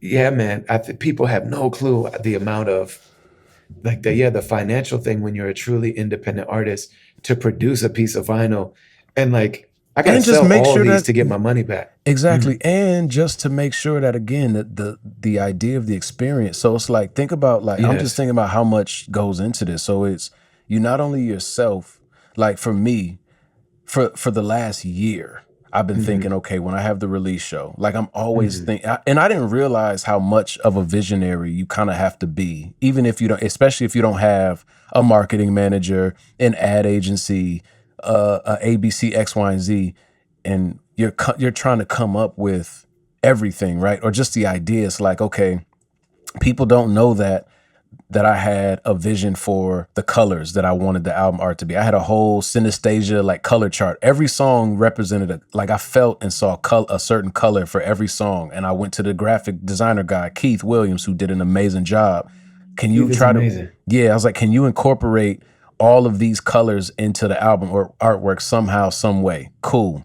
Then I was like, I want the cover to be, I want it to look matte finish, but look like I'm becoming like all of this. Like, you have to think about all of these things, and people just don't know, again, how much work goes into the work just for people to appreciate the work. So like you said, all of that business of what your price points are, I'm not just doing this because I'm trying to get rich. It's like, there's other stuff involved with this. If I want black liner sleeves versus white liner sleeves, if I want a fold out versus a regular jacket, matte finish versus glossy, all of it. Oh, or do I do black vinyl? Do I do splatter? Do I do basic color? There's so much stuff. Or do I do clear? You feel me? Like, and again, it's all back to that standard of like, what's the standard that I set for myself? And then I want this to translate into the work. And the same thing goes for music videos. The same thing goes for my IG posts. The same thing goes for how I interact with people. This is not just, for me, a marketing ploy. This is a life, like this is literally how I want people to think and see how I live as a person. So if you never meet me in person, ever, if you get an album or a vinyl or a CD from me and it's of this caliber, that's you're meeting me to some degree. Like, okay, this is put together. This show was put together. Like, so when people come to the crib, the same thing. It's clean. It's put together. Like, come on, man. Consistency, the discipline. It's all there. Yeah, and it's a level of care for what the experience is like for others. Mm-hmm. You know what I mean? Like that, because like when we're making the music, that's our joy. Yes. And when we pull off a great show, that's our joy. But all of the work that we put in around it is to provide joy for the listeners. Yes. To make sure that it's a joyous experience for them. Mm-hmm. You know what I mean? And that's the level of, so when people don't put that level of work in, it's like, well, you're just selfish. Yes. Like, this is just greedy. Like, you're doing the part that feels good to you, right? Which is like, man, I can freestyle for hours. Okay, dope. And if I'm in a room watching you do that, that's fun. You know what I mean? That's also fun to watch. Right. But how am I getting to that room? What's that room smell like? How do I get there? How do I know about it? How do I whatever? You know what I mean? Or like, man, like so much of the work of like being a successful, especially as an independent, is we're doing things that we don't even really directly benefit from. Right. We're giving that, like, you know, how many times are you actually going to put your own vinyl on and listen to it after it's manufactured? Not very often. That's the answer. Yeah. You know what I mean? How many times are you going to go back and listen to how your album was mixed? Not very often. Not once it's done. It's like, that's for the people. Like, I live with my art while I'm making it. You live with it after that. If you listen to it. So like, I'm going to put all of this work into making sure that if you live with my art, if you do me the honor of living with my art, that's an experience that's gonna, I'm on to the next thing. You know what I mean? But creating something that makes it pleasurable for other people, there's just a level of like service that goes into that It's everything. you know, when people don't do it, or when people are just like, well, you know, I don't care what I look like, or you know, yeah, you just get it out. Why just get it out?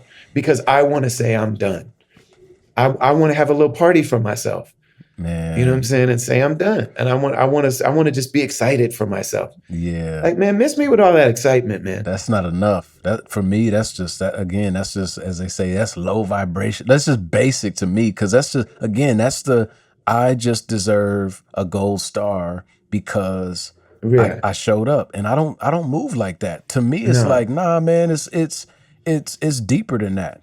It's way more than that. Like, you just don't get to call yourself, you can call yourself an artist. That's fine. But for me, nah, I don't feel comfortable calling myself great or dope or amazing if I'm not hitting these particular marks. If my rollout is trash, if I don't even, you know what I mean? But I want to be included. Like, who am I to say I want to be included in certain conversations and be noticed in certain conversations, but I'm not even willing to show up with a fresh pair of sneakers on. My jeans look crazy. My shirt's filthy. The neck's loose to the side. I don't match. Then my album, the mixing is terrible. I don't know where to find it. I don't mean to go in, but like, there's so much that goes into it, bro. Like, for this particular rollout, there was merch management, artist management, fulfilling orders on time, packaging all of that stuff individually, making sure that vinyl was wrapped properly, handwritten notes for every single pre-order. I got mine. I have mine. It's in my luggage because I got mine. Like, this is it's not just, and again, and then I think what people fail to realize too is, like, everyone most of the time is getting paid first before you do. You paid the graphic designer, you paid the videographer, you paid the artist manager, you've paid everyone else, and you're sitting here trying to make everything back that you put into this. And I've told people it could range from 15 grand all the way up to some other stuff. You feel me? Like, it can get crazy. Yeah, I mean, I told, yeah, yes. Quick. It can get Very crazy quick. And people don't understand how much that's weighing on you. And then say if you do have a tour, or like how much weight that is on the shoulders to make sure that this business that I have runs smoothly and effectively. We can't just put stuff out. Like newsletters, let's talk MailChimp. There's the IG posts. You pray that your fans engage with your social media content, because if they decide to hit that, that button on you where you don't get seen, or that post doesn't do as good as the last one, it could mess your day up. Like, it could mess your week up if you're not careful. And I don't think a rough year, because I put out an album earlier this year. You already know. Yeah. But like, man, I put so much into the Love and Service album. Yes. I mean, time, money, but not only me, but then Brendan and Unjust, like the three of us put so much time, money, energy, love, sweat, blood, tears into that record. Mm-hmm. And it feels like folks didn't even know it happened. Right. And we haven't made the money back, and the fans that follow the closest, that are like every single post, they like every single post. Those are the only people that even know it happened. Mm-hmm. You know what I mean? And yeah, you can drop all of that into it, and like that's not even talking about the music. Right. Like, man, that's music from some of the hardest time in my life and trying to make sense of it all. And Yes. it's like it didn't even happen. Yeah. Yeah. And And I mean, that that's can happen. A whole project, you can pour your life into something that just never gets heard. And that's a Or if dope album. And that's the thing too, to me, like that album is really, that's like one of my favorite projects that you've put out. Like, and and I get my palette might be different or I listen for different things, but I'm like, man, like y'all gotta, but it's so many different things. It's like we're dealing with a changing landscape. We're competing for attention in so many different spaces and places. We got the algorithm. We got people are aging. People's money is different. yeah, All of that, bro. Like we're fighting against so much, and to continue to have the divine spark to want to continue to create because we have more to say. Like, yes. Where it's like, like, yo, I'm not done. Like, man, I feel like I'm about to enter the battle. You know what I mean? I right. feel better than I ever felt. I like, man, my pen is just right Yeah, yeah. now. It's It's like, scary, man. man, I'm listening to some of that new music. I'm like, my dude's rapping. Like, there's moments on my new man, record where I'm like, yo, did I say that? Like, yes. what? Like, Yes. It's like, man, what happens if I'm ready to, yeah. And I mean, and the people that do connect and along with all the difficulties, it's like the people that are supportive, it makes it mean so much. yes. You know what I mean? Whereas like I remember in 2007 through 12 when like I was in Billboard and I was, you know what I mean? Mhm. I was like a hot thing. The I knew that a lot of the audience that was there, like they weren't actually connecting with me. Mhm. It's just like it was just something to do, or it was like part of the thing. Yeah. Once you get in this other type of area, it's like, man, these people are really part of this. Yes. It just makes you appreciate them. And even like so, like our connection, or like with Blueprint, or with Mhm. other artists, Sage Francis, Mhm. Merce. You know what I mean? The people that it's just like, all right, it's me and maybe one friend against the world trying to make this dream happen. Yes. You know what I mean? The Yeah. bond is so much stronger. And so if I do come across somebody that's like, yo, man, that Love and Service album really got me through something, I'm like, what? You know the Love and Service album? You know what I mean? Like, Yeah. yeah, it's special. It makes it so much more special. Cause cause that's the thing is, and that's the one thing about when you're an artist that you write from the heart. You write Yeah. from this information that you like, being able to take all of the experiences that God has given you or put in front of you and turn that Hmm. into a song that people connect with, play over and over and over again, or catch a bar, catch a line, and it sticks with them, whatever. That to me is everything. And I think that's what, for me, the intentionality is just why it matters the most. Why I was like, I felt proud to have my grandma at the show, because it's like I know everything in here that's gonna get talked about. I'm not nervous. I'm not curious about anything that she's about to hear. Like, I dropped a couple of curses in my banter from time to time, but the songs themselves, No, you were kind of swallowing them a little bit. yeah, You were like so and so in this like yeah, you yeah. weren't fully letting them fly. Cause even then, like, cause I, again, knowing where you're at, what the assignment is, and who's in the room, and just being able to pay attention to that. And I think even for this album, The Sweetest of It All, I wrote this album from a place, I was also in a place where I just made the decision where I didn't want to curse, Hmm. and like just curse for like just like pointlessly throwing around curses. And I can definitely say connecting with you more really inspired that. And then even just experience of just, again, when the light bulb goes off or when something clicks for me and I listen to songs that I loved and grew up on, I'm like, dang, man, I remember this song being better, but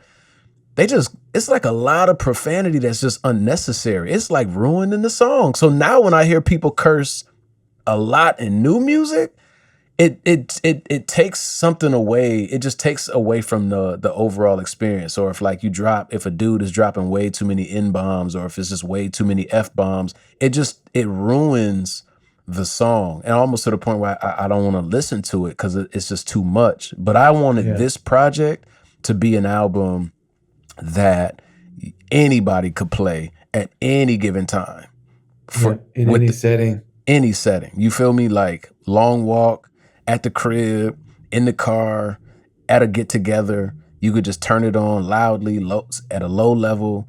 It's one of those records, and I definitely think what I'm saying and the production choice that we have just really played into that. And there's just a lot being said culturally, like all of my experiences as a kid growing up, experiences as an adult, the decision to get sober, which like impacted and changed and enhanced my artistry a lot. My performance on stage, and again, just not being afraid to really like give that to people. You know, not being afraid to tell people what I believe, what I feel, what I think. Like people always say, oh man, do you go to church? Or are you a Christian? I'm like, I don't consider myself to be one anymore. And I don't even say that disrespectfully. It's just over time, like, but I still believe in God. It's like a mix of like Christianity with some Buddhism in there, because I also practice meditation. But like, I have no hangups or issues or insecurities about knowing like where any of this experience comes from. It's from the Most High. It's from the Creator. It's from the Divine. Like, and I don't have, and I mean, if you listen to the record or my music, that's getting referenced all day long at all given times. Cause I know that like, this is bigger than me. Like all of this is happening because of the Creator. All of this stuff is aligning perfectly the way that it is in this moment because of the divine. I know that for a fact. Like I'm not in control of none of this, but I'm participating, and I feel like if I'm gonna be here as an agent of hip hop, like just a participant and one of the creators in this thing in the Twin Cities and beyond, man, like why, like I gotta do it the best. I gotta do it as cleanly as possible. I want to do it as polished as possible so that people will never forget. Yeah, I only got five albums under my belt, but you could always go back and say quality, quality, quality, quality. Might not like that song, but the overall vision, quality, intention, there's vulnerability. I'm a real person. Like, you know, and this one, I'm just like in a space where I want my soul to show every single time from now on. So yeah, man, the sweetest of it all is all of those things. Yeah. I gotta cut it. We will never stop. Right. Unless I just say no more things to say, that's gotta be. And I think that's perfect. Because I mean, me and you, yeah, we've done this for days at a time. Yeah, man. So I gotta cut it. But yeah, man, thank you so much for sharing all of this. And you know, it's gonna be a monster to try to edit, but that's not our problem. I don't know if Brendan is gonna do this one, but yeah, man, it's really really a beautiful thing, beautiful album, beautiful moment. You know, the show was beautiful. And so, yeah, just, it's a really great thing to be able to witness. Nah, man, I appreciate it, man. So yeah, the sweetest of it all is available, you know, on all platforms, but I highly encourage folks that really rock with the movement. If this conversation touched you or connected with you in any way, head over to MaLLy.com. And shop with me, listen to the record, purchase it on vinyl, on CD, purchase it digitally. Because again, independent artists, and this is blood, sweat, tears, time, investment, and it's definitely one of my most special projects, probably one of my favorites. And I'm not just saying that; it is definitely. It's incredibly beautiful. It's really beautiful. 14 songs of me, and shout out to Last Word for the amazing, incredible music, man. The beats are beautiful too. You know, and so yeah, MaLLyMPLS.com, the sweetest of it all. Shout out to Ali. Shout out to everyone, man. The Travelers Podcast, Travelers Media, Zakat Foundation, the whole family. You feel me? Like shout out to everybody. Yeah. Special thanks to my dear beloved friend MaLLy for just being so open and so giving and so generous with his time and his story and his insights and his wisdom. If you haven't done so yet, go and check out The Sweetest of It All, MaLLy and DJ Last Word. It's legitimately my favorite album of the year. It's one of those albums you can put on in a lot of different settings, and you can listen by yourself and get a lot. You can sit deeply with all the lyrics and you'll get a lot. You can also just put it on and vibe out to it. It's also a good accompaniment to any situation. There's nothing about it that's off-putting. It's just very beautiful, very lush music. And I could just go on and on and about it, but I won't. Thank you so much for being here. Shout to the Zakat Foundation. Go and put something on their books. Let them know that you appreciate the work that they're doing. Let them know you appreciate supporting this podcast. Zakat US on social media, Zakat, ZAKAT.org online. Put a little something on that. We love you. We appreciate you. Thank you for rocking with us. We got a lot of really great things lined up this year, so don't go anywhere. Like, share, comment, subscribe, and be good to yourself. Be good to other people. And we love you. We'll see you next week, inshallah.